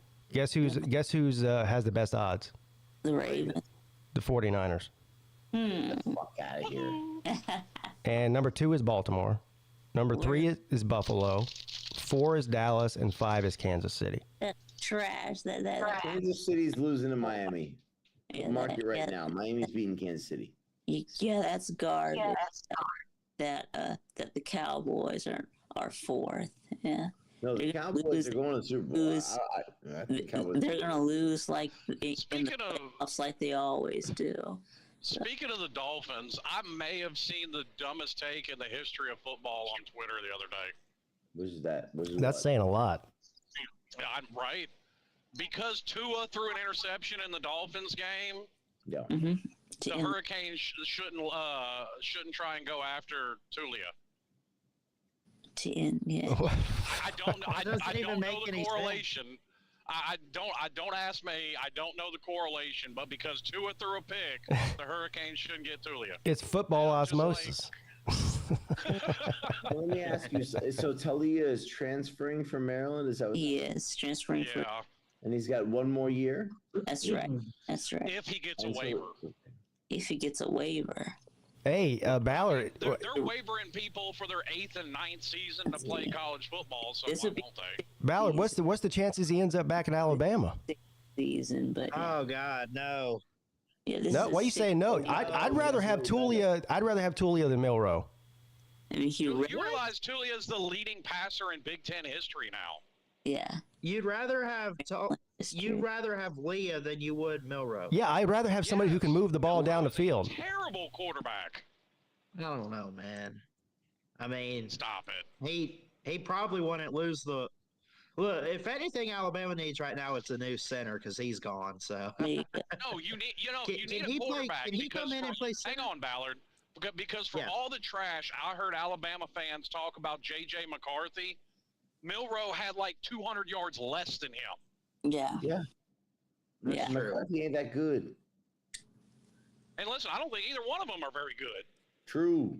Yeah, I don't either. True. Penix is way better than both of them. Getting back to the NFL playoffs, my opinion, obviously a Tampa Bay fan, I think Jalen Hurts is going to bounce us on January 15th next week. But there's a lot of games that intrigue me. I think I don't know. I feel like some of these games set up for disaster for some teams. Like if you look at the schedule, like Miami has to play at Kansas City. Cleveland at Houston could be good. Pittsburgh at Buffalo. Doesn't that seem like a disaster game? Like, I don't know. Pittsburgh is fucking terrible. Buffalo is gonna murder Pittsburgh. Pittsburgh is fucking. That's what I'm saying. It's supposed to be like 5 degrees. Yeah. Dude, Pittsburgh is gonna lose by 30. Pittsburgh sucks. They do suck. No, and I don't think that Miami's necessarily in a difficult spot. Miami wins. I'll bet you right now, Miami wins. Fucking Mahomes has now become the biggest crybaby in the NFL. Mahomes is a pumpkin. Yeah, what's going on with him? Mahomes is a pumpkin. Miami wins. He has no receivers. Miami wins. Yeah, he's got no receivers, and it shows. And that's what happens, boys and girls. You decide to give a fucking quarterback $500 million, and you can't pay the rest of your team. And you let a cheetah go to the team you're about to be playing. He's going to torch him. Tyreek gets 150 and 2 tutties. Miami wins. Kansas City is not even the top. Hey, if Miami ends up winning this game against Kansas City, they will. Tua's going to go up to Taylor Swift and look at Travis Kelce like, I'm Mr. Steal Your Girl. That's like a ballad. I'm Bruno Mars, bitch. I'm from Hawaii, too. Ballard bringing the heat. That would just make that. I mean, I already feel bad for Travis Kelce. I mean, that bitch is built like a 2x4. What? No, she's not. You know what? But she's a billionaire. Yes, she is. Ain't she? I got love for Taylor Swift though. Okay. No.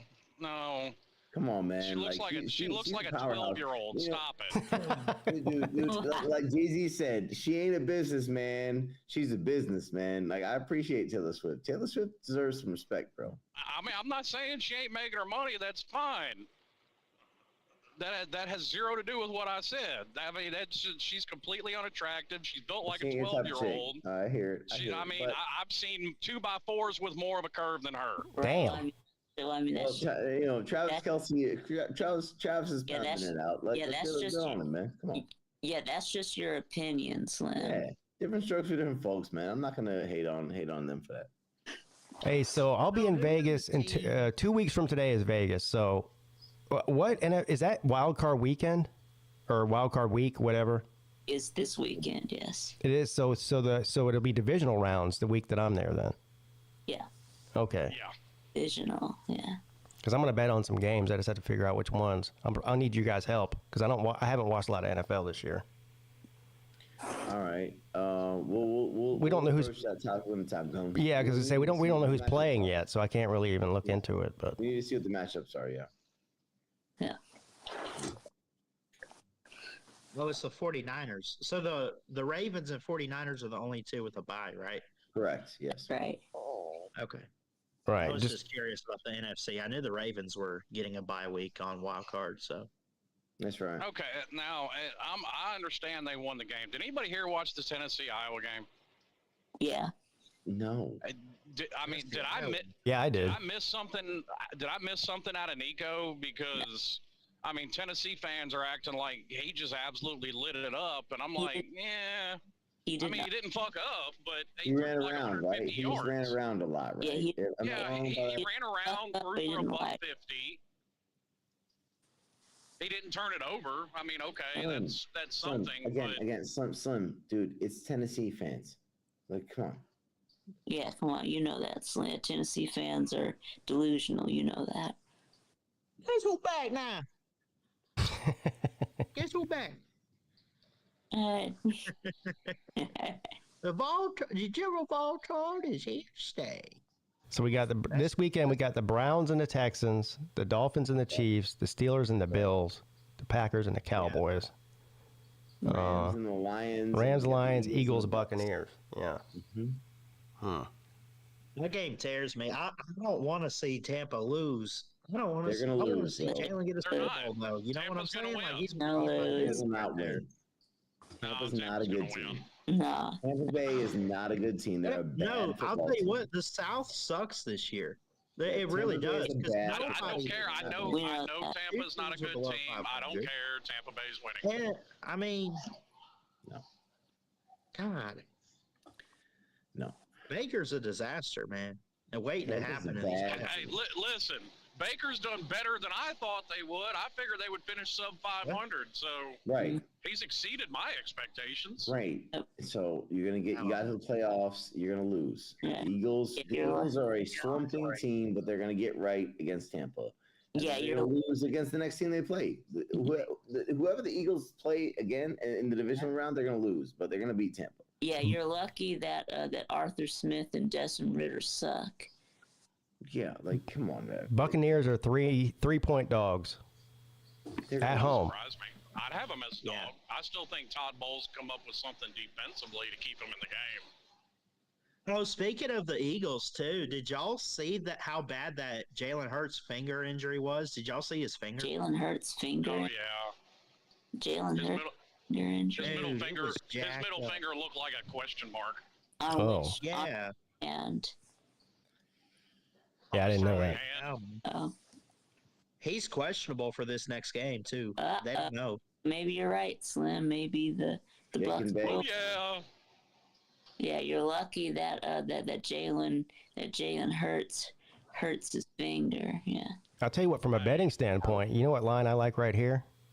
I like the Rams at +3.5 in Detroit. No way, dude.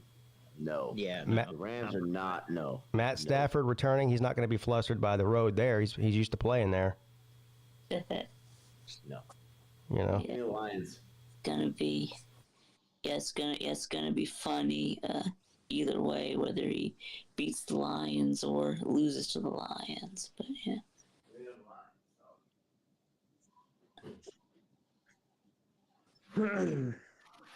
So Pat McAfee's got Mr. Stephen A. Smith on his show right now. I got it muted because I don't want y'all to get copyrighted, but I'll have to check that out later. Anybody heard the Cat Williams interview on Club Shay Shay? Club Shay. No, I haven't heard it yet. Yeah, I got through about the first 45 minutes of it. I haven't listened to the whole thing. It's like 3 hours long. But I don't know if he was drunk or what, but he went on a tangent. Who was this? I'm sure he was drunk. Cat Williams. Cat Williams. Oh, that was amazing. He wasn't drunk. He wasn't. Man, what a fucking amazing. Boy, he called out a lot of people. Oh boy. He clearly is not liked in the circle. That's for sure. He's been calling out people for years. They've just kind of ignored him. Yeah. Dude, Cat is a legend of the game, man. He I never really listened to Club Shay Shay before. The only reason I even listened to it is because everyone was talking about it. That video on YouTube has got 30 million views in the past 4 days. Oh, bro, he went all the way in. Most of those, I looked at all the other videos, they're all around 150, 200,000 views. That 30 million in 4 days. Dude, he went in on Steve. He went in on Kevin Hart. Yeah. Turned in on Cedric, dude. Yeah. Steve Harvey, man. Steve Harvey. Yeah. Oh, is so Club Shay Shay, is that Shannon? That's Shannon Sharp's podcast, yeah. Yeah. Okay. I'll have to check that out. Did anybody really need to go in on Steve Harvey? I mean, all you have to do is look at his daughter, and he's got a bad enough reputation. Yeah, I don't know anything about that. Steve Harvey for what he is. You know what I mean? Like he thought it was a household. Like on Family Feud, he's fucking interesting. He's funny. You know, he's good. He's good for that. But in terms of stand-up, compare him to a guy like Cat or a guy like Dave. Like, nah, come on. Well, he spends a good amount of time talking about how he's been blackballed from Hollywood. Yeah. Of course, he sells out stadiums every week, so he doesn't need the money. But you know how Cat Williams used to be in a lot of movies, and now he's been blackballed. According to him, he's been blackballed. It's like Norm Finkelstein said. There's two type of people. Number one is people who say what they think. Number two is the type of people who think what they want to say. Cat is the first. Yeah. I don't know. I'll finish listening to it. I listened to about an hour of it this morning when I woke up. He goes in. No, again, if you're not into sort of comedy or, the sort of beefs that happen, which is, it might not be that interesting, but whatever. I mean, I like Cat Williams. I'm just not that interested in listening to Shannon Sharp. Yeah, so I was thinking. Well, you don't have to worry about that because Cat Williams talks about 90% of the time. That's one thing. You don't have to worry about Shay Shay. But no, Cat goes in, man, and Cat is. But I would say that if you're not up with the beefs and stand up comedy, just watch a Cat Williams special or watch an episode of the Boondocks with the pimp named Slickback, and you'll get the same vibe. I'm a big Chappelle. Y'all have seen the Boondocks, right? Oh yeah. Yeah. My name is a pimp named Slickback. Unless he Mr. Dubois and intervention.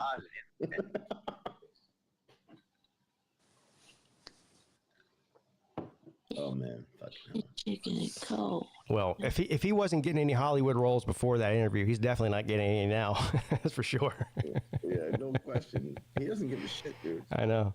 He's talking about some guy. What movie was that? Oh, Next Friday. Yes. He's talking about some other actor, and he said that he had it put in the guy's contract that any movie he does after that, he has to wear a dress. And the motherfucker wore a dress, didn't he? Didn't he? He said, "Why'd you do that?" He said, "Because he can't play a man."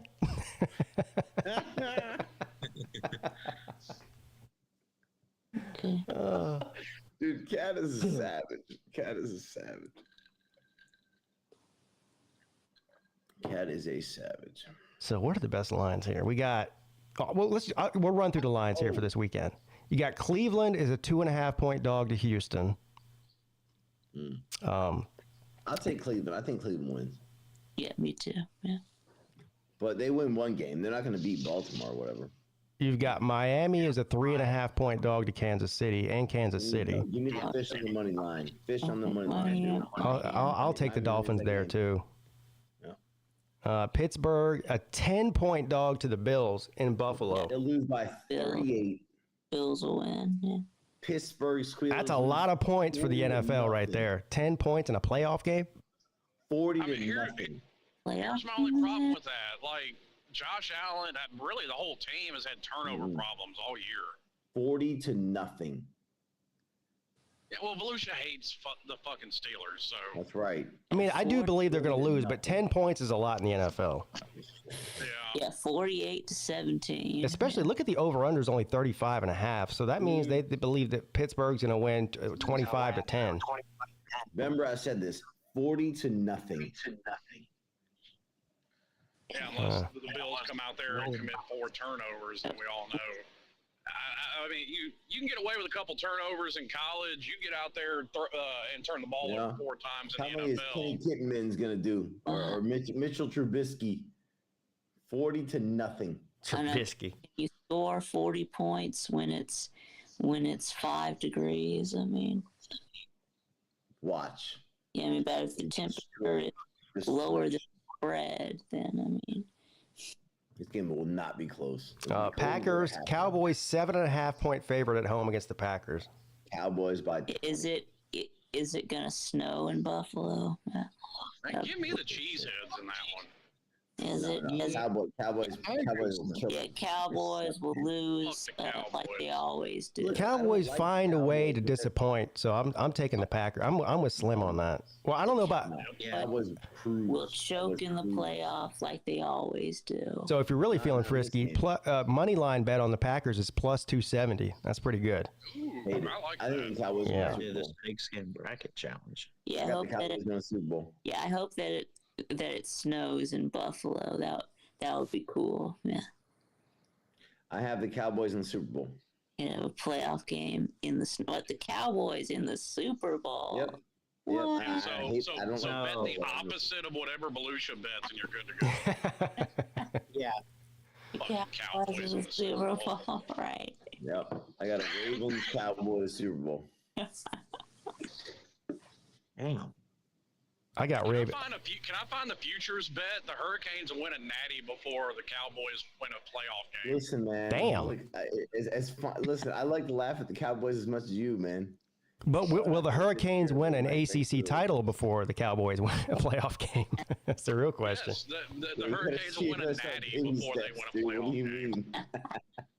It's been 20 years now. You haven't even sniffed it yet. Yeah, at least the Cowboys have won a playoff game in the last 20 years, Slim. So what kind of are we talking about? A wild card game, or do we mean a division? Well, a wild card game is still a playoff game. Every once in a while, they'll win. Yeah, it's still a playoff game. They'll win a wild card game every now, but they never. Cowboys are going to beat the Packers. But they never get past the divisional. Okay, fine. They're going to beat the Packers, definitely. The Packers suck. The Cowboys are definitely beating. But to answer your question, Vic, a wild card game counts as a playoff win. Packers are terrible. The Cowboys are beating them.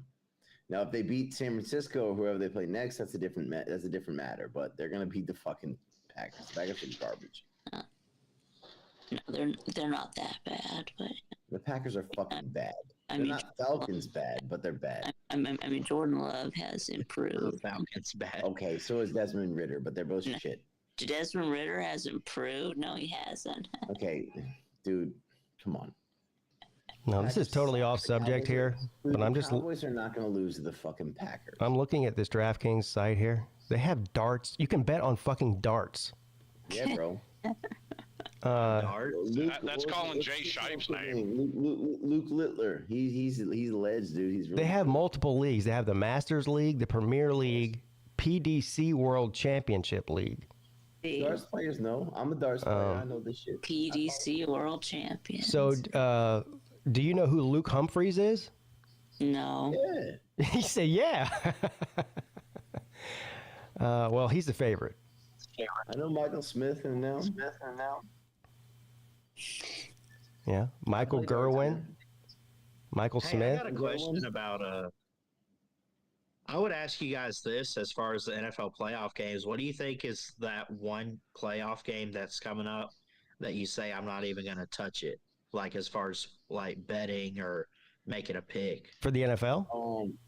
Yeah. This week? Like wild cards starting out, yeah. I would say the most up in the air game is probably Lions, Rams, or Chiefs, Dolphins, but I feel confident about. I was going to go the Dolphins. I was going to say Chiefs, Dolphins, probably. I wouldn't touch that one. I wouldn't touch. I feel confident about the Dolphins, and so I would say the one is the Lions and Rams because I do feel like the Rams could upset the Lions, although I would pick the Lions, but I feel really confident that the Chiefs are going to lose. Yeah, I got you. I feel more confident picking the Dolphins to upset the Chiefs than I do about the Lions to beat the Rams. Look, I'm more confident in the 4 and 5 seeds going up against each other than I am. You mentioned those 3 and 6, like Chiefs, Dolphins, Lions, Rams. Like, shoot, you would think the closer they are in seeding that, you know, they'd be more evenly matched. But in the NFL, man, this year has been. Well, Ballard, I feel like the Texans can beat the Browns. That's not out of the question. Yeah. Right? The only reason I think the right answer is probably Chiefs Dolphins. I feel very confident to bet the Dolphins here. Well, from a Super Bowl odds standpoint, I think the best value is the Dolphins at plus 1,600. Because after that, you've got the Lions, the Browns, the Texans, the Rams, the Bucks, the Packers, and the Steelers. But Miami is probably the lowest on that list that actually has a chance. You know what I mean? Yes. Yeah. If the Dolphins get hot, they can win it all. Yeah. The Rams are not winning the Super Bowl. That's not a thing. That's not going to happen. The Browns, the Rams, the Texans, none of those teams are winning the Super Bowl. Right? I don't see weirder things happen. I don't think the Lions can win the Super Bowl. I think that it's the Super Bowl winner. I would say number 1, Ravens. Number 2, you take your pick, Niners and Cowboys. And then number 4, I might take Miami right off the bat. Like, I think Miami, if they get hot, they can win it all. No question. I'm with you there. Plus 1,600 is pretty tempting. That's a great bet. Yeah, but Miami's got to be hot. I mean, they're going to need both Tyreek and Jalen Waddle. Well, that's why it's plus 1,600, isn't it? Yeah, but I picked the Ravens. That's still a pretty good payout. Plus 310. That's 3 times your money. No, I'll take the dirty rat birds, but dirty rat birds. I'm not going to spend a single fucking cent on those fucking dirty bastards. But I think that's my pick to win it all. I think they win. The thing is, this isn't like, you know, the NFL playoffs is not like March Madness where you're going to have many of these what they call Cinderella teams. Like this, I really believe that there are teams like the 49ers, like the Ravens, like the, you know, Lions or Bill. You have these favorites and the higher ranked that I just look at and say they're just going to be tough to beat. So they're probably going to make that deep run. Right. I mean, I don't know. It depends, man. I mean, I had a mate last season in March Madness, he picked 4 seed UConn over 5 seed San Diego State to be in the March Madness final, and goddamn if he wasn't right. Like, you never know, man.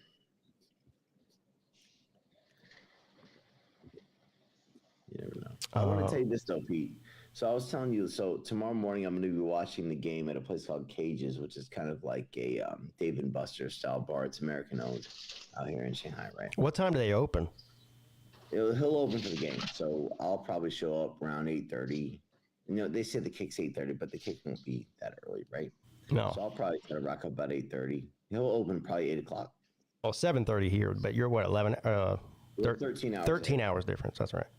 Yeah, so that means 7:30 there is 7:30 p.m. there is 8:30 a.m. here. Right.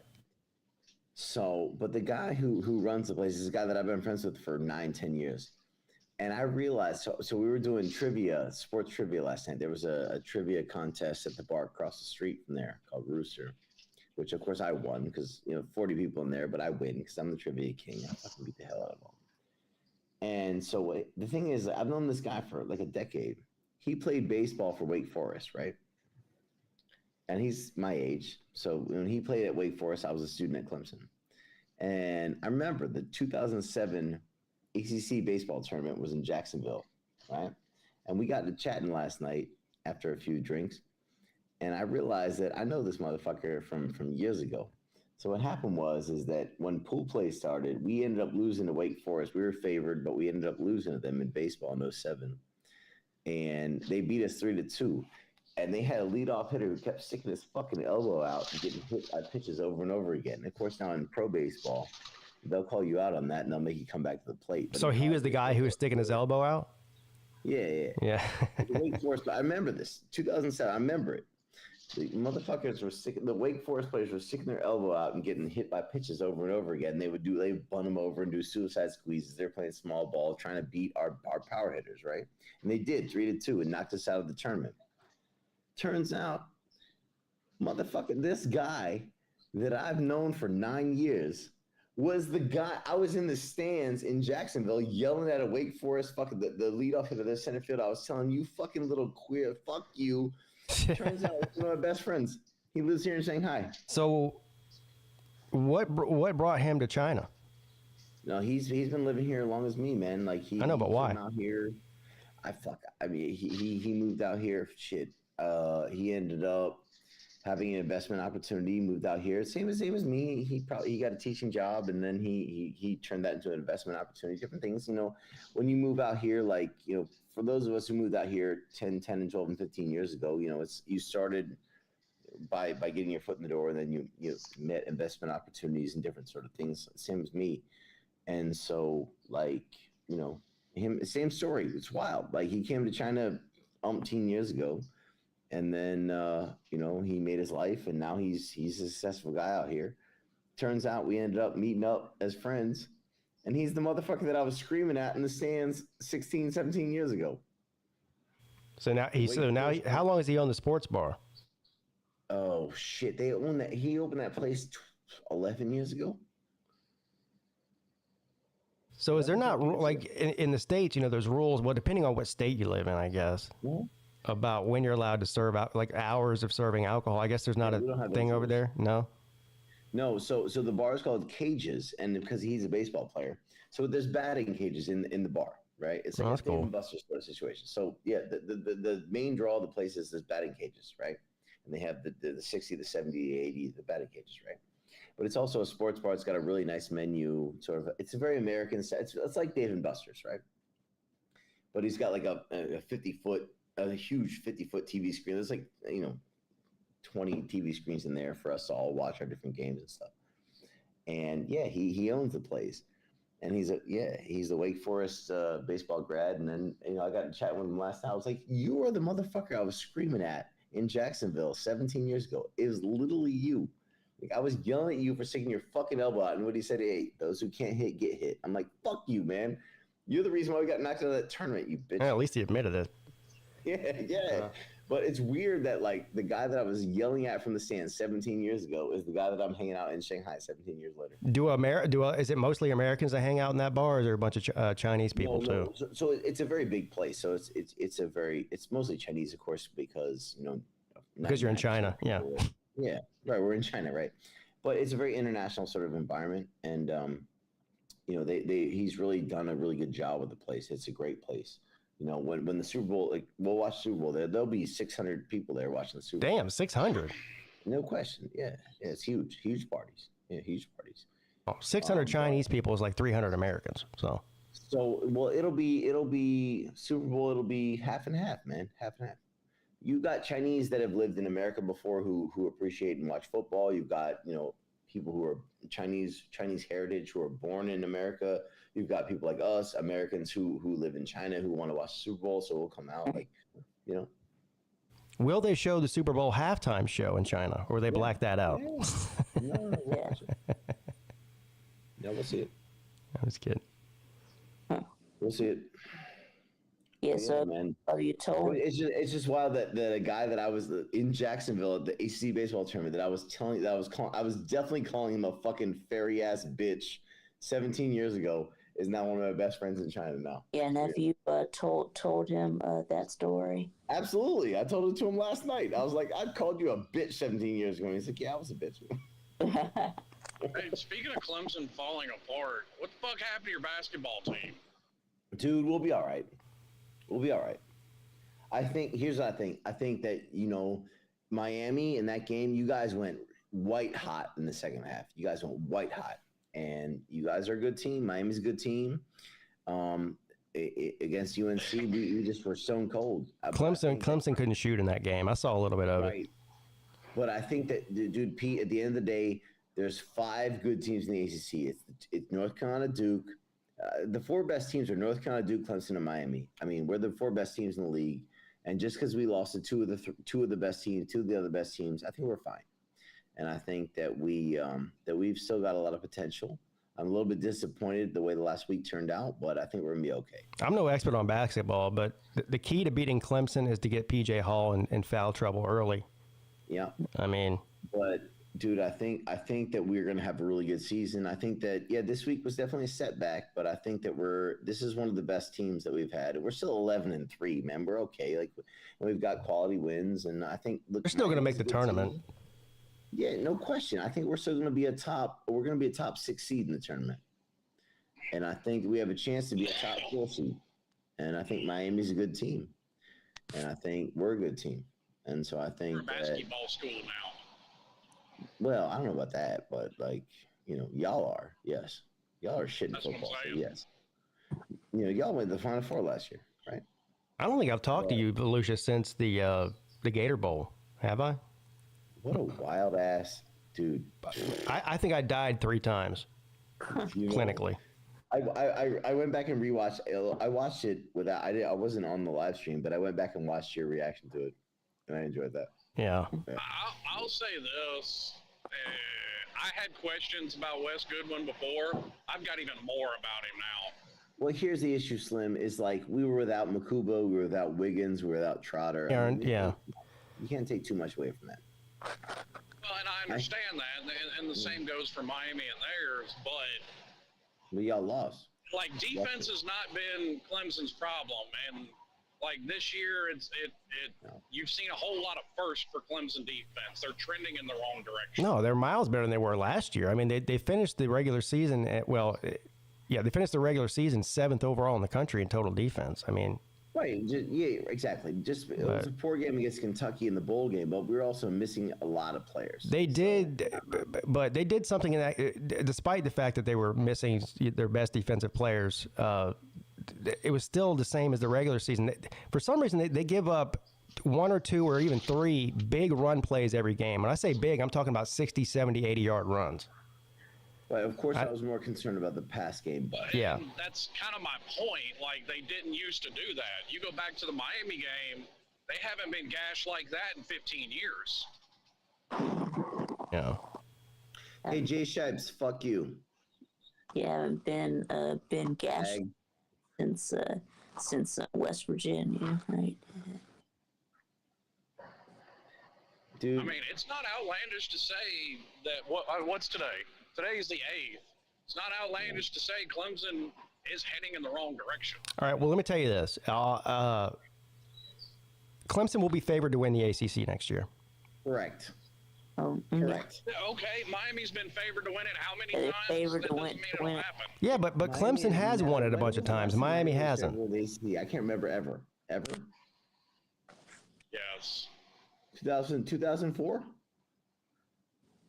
Shit, they've literally been favored to win their division damn near every year they've been in it. Clemson will be just fine running defensively next year. I'm not worried about that in the least bit, honestly. The big question is Cade Klubnik going to take a step forward, step back, or remain the same? And that remains to be seen. And that really has everything to do with where Clemson goes next year. So, Pete, is how Cade plays. What do you see as the key positions? Well, quarterback and wide receiver. I mean, I think we're pretty stacked everywhere else. Well, an offensive line, obviously, but that's nothing new. I mean, even the teams that Clemson won national championships with, offensive line was a liability, so that's not new. Yes, I think that the sort of secondary positions that we need to, secondary spots that we need to be concerned about. I think our secondary will be very good. I think our depth on the defensive line and in the front seven defensively, the depth. I think our starters are smart. Our starters are good. Well, there's a lot of youth. Depth. Yeah, a lot of youth. There'll be a lot of true freshman starters. But I'll tell you, I was extremely encouraged by the young guys that stepped up this year. I'm not really too concerned about the secondary. Obviously, losing Makuba, which was unexpected. The front seven. The front seven. And D-line. Yeah. Well, the fact that Carter's coming back is huge, really big. Yeah. And again, I think you'll see a lot of snaps. Sammy Brown, as a true freshman, will play a lot of snaps. Hopefully he can make a quick transition to college, like some of the other guys, like Terrell did, like Brown did this year.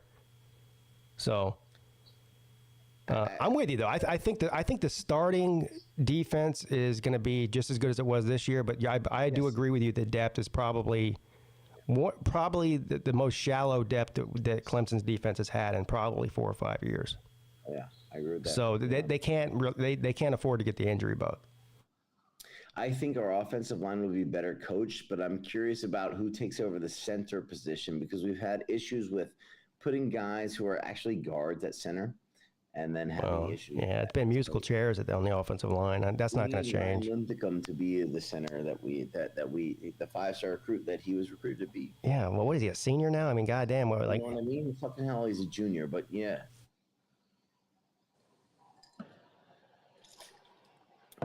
Here's the thing, man, and you know this. If we don't take guys out of the portal, we have to hit on our 5-star recruits. I've given up on the portal. Right.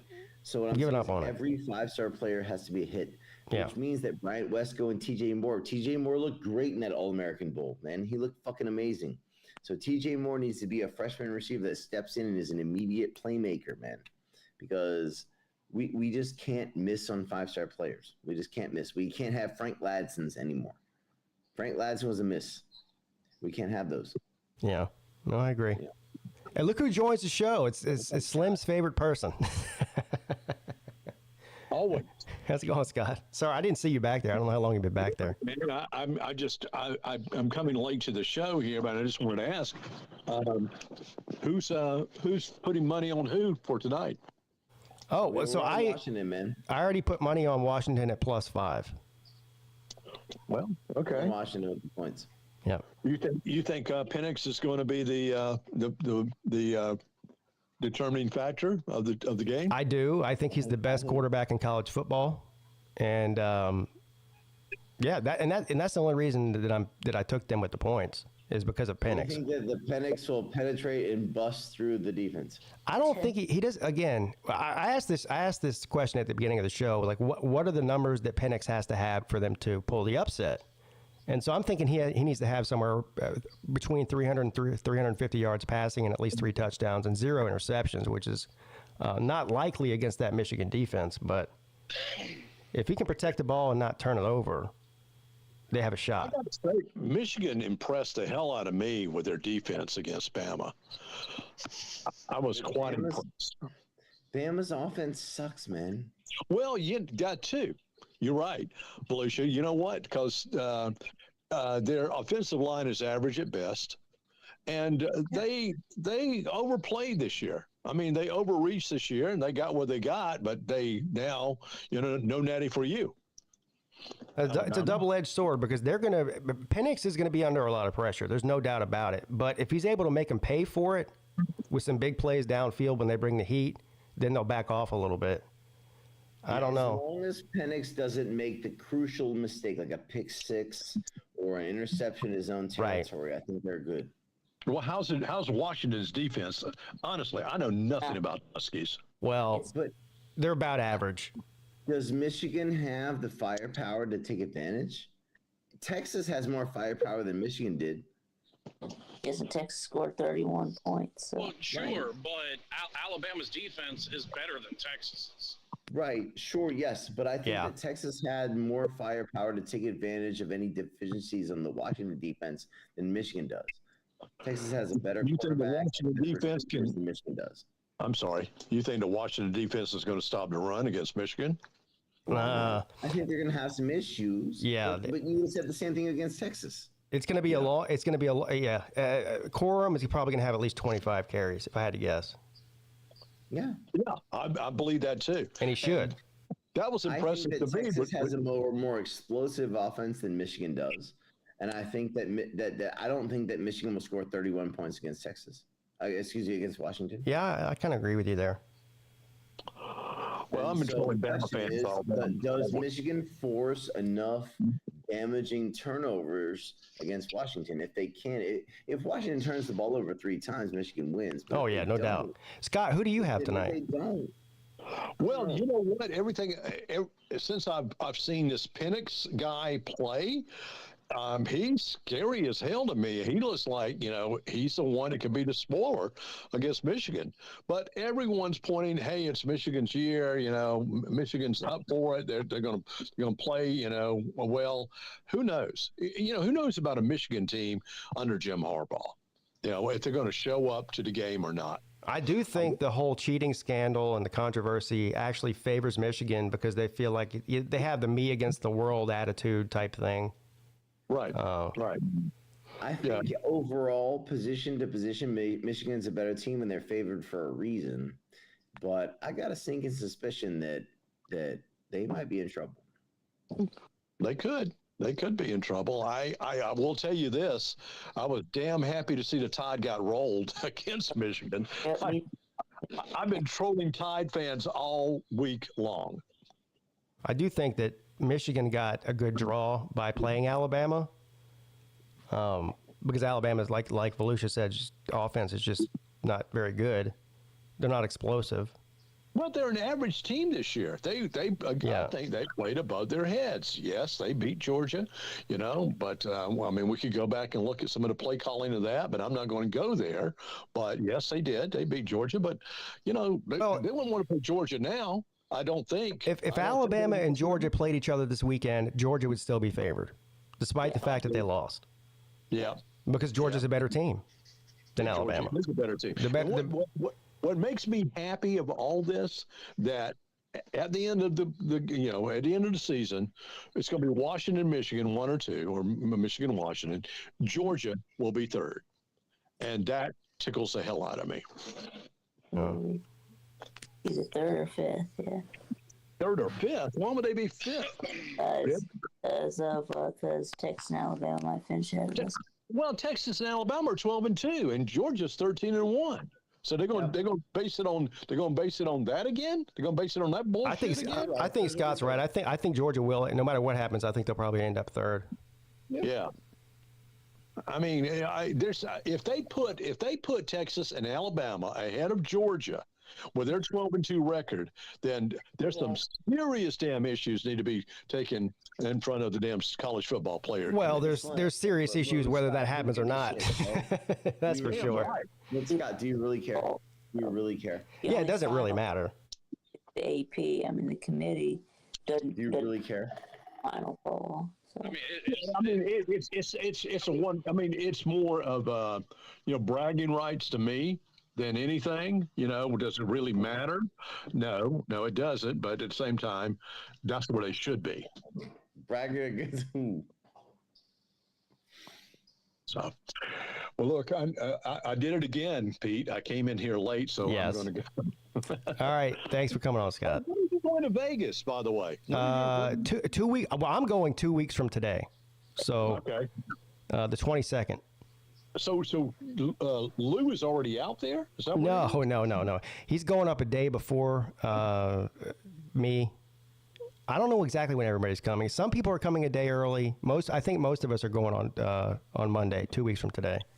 And are you guys all staying in the same hotel? Yeah, the Flamingo. Oh, Flamingo. Yeah. Nice.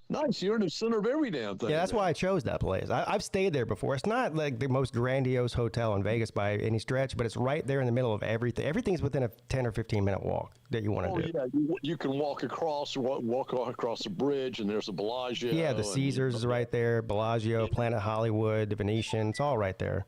Yeah. I will tell you a place, if you haven't eaten, called the Golden Steer.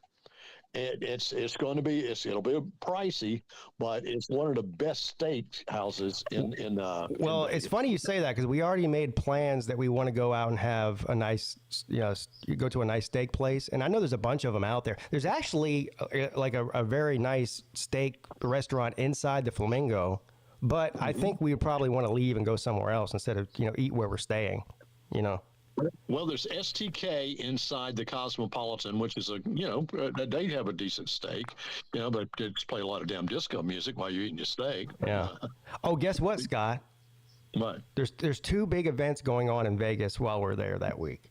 Yeah. The first event is SHOT Show, the big gun show that's there every year, but which I can't go to because they're not allowing the public to go in there. The second big event is the Porn Awards.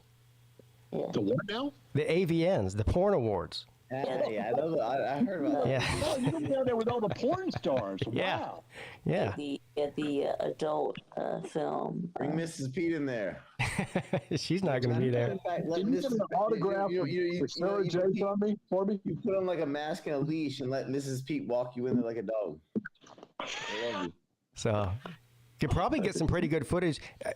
First of all, I'm not going to the Porn Awards themselves. I have no interest in doing that. But I'm assuming, so it's at the Resort World Casino and Hotel is where it's at, which is where I stayed last year when we went for Mrs. Pete's conference thing. But we could just go to the Resorts World and walk around. And probably go over there and have a drink at the bar. Yeah, exactly. No shit, right? Just sit at the bar and just see what pops up. That's right. See what pops out, dude. Literally and figuratively speaking there, Wow. Well, you enjoyed the hell out of yourself. That's He cool. want to see what pops up. He want to see what pops out. What pops up, he's gonna be afraid of that. Oh my God! Well, they have so many young porn stars now. I can't keep up with them. Yeah, I'm too old for that. What pops up? You don't want to see what pops up. Look, I'll consider it a successful trip if I just don't go to jail. That's all. Is that too much to ask? Yeah, don't do that, man. You don't want to go to jail. You don't want to be on the show Jail. That's all about Las Vegas jail. Yeah. Too many crazy. 911. Yeah, that too. All right. Enjoy yourself. Tacos, dude. Come on. All right, Scott. Good talking to you, man. Yeah, same here, guys. Take care. Right. God, love you, bro. Oh. Well, I do have to go. All right, Pete. Yep. It's that time. All right, Volusia. My camera's been on this whole fucking time. Huh? My camera's been on this whole fucking time. Yeah, but I don't have you on the screen, so it's okay. It's fine. It's nice. It's nice to look at who I'm talking to, whether you can see me or not. As long as I'm not on the screen, I'm fine with it. If I'm on the screen with the people that we're talking with, but not with these fucking cunts in the comments. I would like to congratulate you. You went through the entire midday show without your wife yelling at you, so that's good. Yeah, right? Yeah. Pretty good. Pretty good. All right, buddy. It was good to hear from you. And have fun, for you tomorrow. At the sports bar. We will be at the sports bar. I gotta go to bed and set my alarm for it so I can get up in the morning. We'll be watching with the Americans in Shanghai, man. There you go. Yeah. All right, man. So Washington plus 4.5, and we'll see what happens. All right, good luck. I hope you win, because if you win, I win too. Hey, let's win together. All right, man. See you later. Guys, take care. All right, Vic. It was real? Yeah, it was real. So do you want to confirm that there is no beef between you and Nate? No, there is no beef between me and Nate. If I ask Nate that same question, will he give me the same answer that you just gave me? Yeah, I think he'll say that there is no beef. At least not yet. Maybe when we get closer to the Slav Olympics, we might have. Yeah. Okay. All right, Vic. Talk to you later, man. All right. See you later. Later, Vic. Slim. Another one in the books. Another one in the books.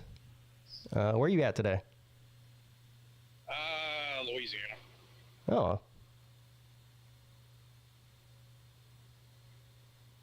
Luckily not Baton Rouge or New Orleans. Well, I don't know. New Orleans is cool. I mean, driving through there. I don't think about driving through there is probably not cool. You know what I mean? But yeah, well, it's better in some places. They do have a highway where they can give you a wide berth. So. Oh. All right, man. Well, be safe out there. Good talking to you again. Thanks for coming on. All right, buddy. All right, later. Who was that? Timmy B in the chat just said, just came on the stream. Are you streaming tonight, Pete? Yes, I'll be on. They say it comes on at 7:30, I think, but I don't think kickoff is closer till 8, so I'll probably go live around 7:45-ish. 7:40, 7:45 or so on the main channel. But yes, I will be streaming the game tonight. So, all right, everybody. Another one in the books. Thanks for hanging out with me for the midday show, and I will see all of you tonight, hopefully, at around 7:30, 7:45, and hopefully we get a good game. Have a great Monday, and I'll see you guys in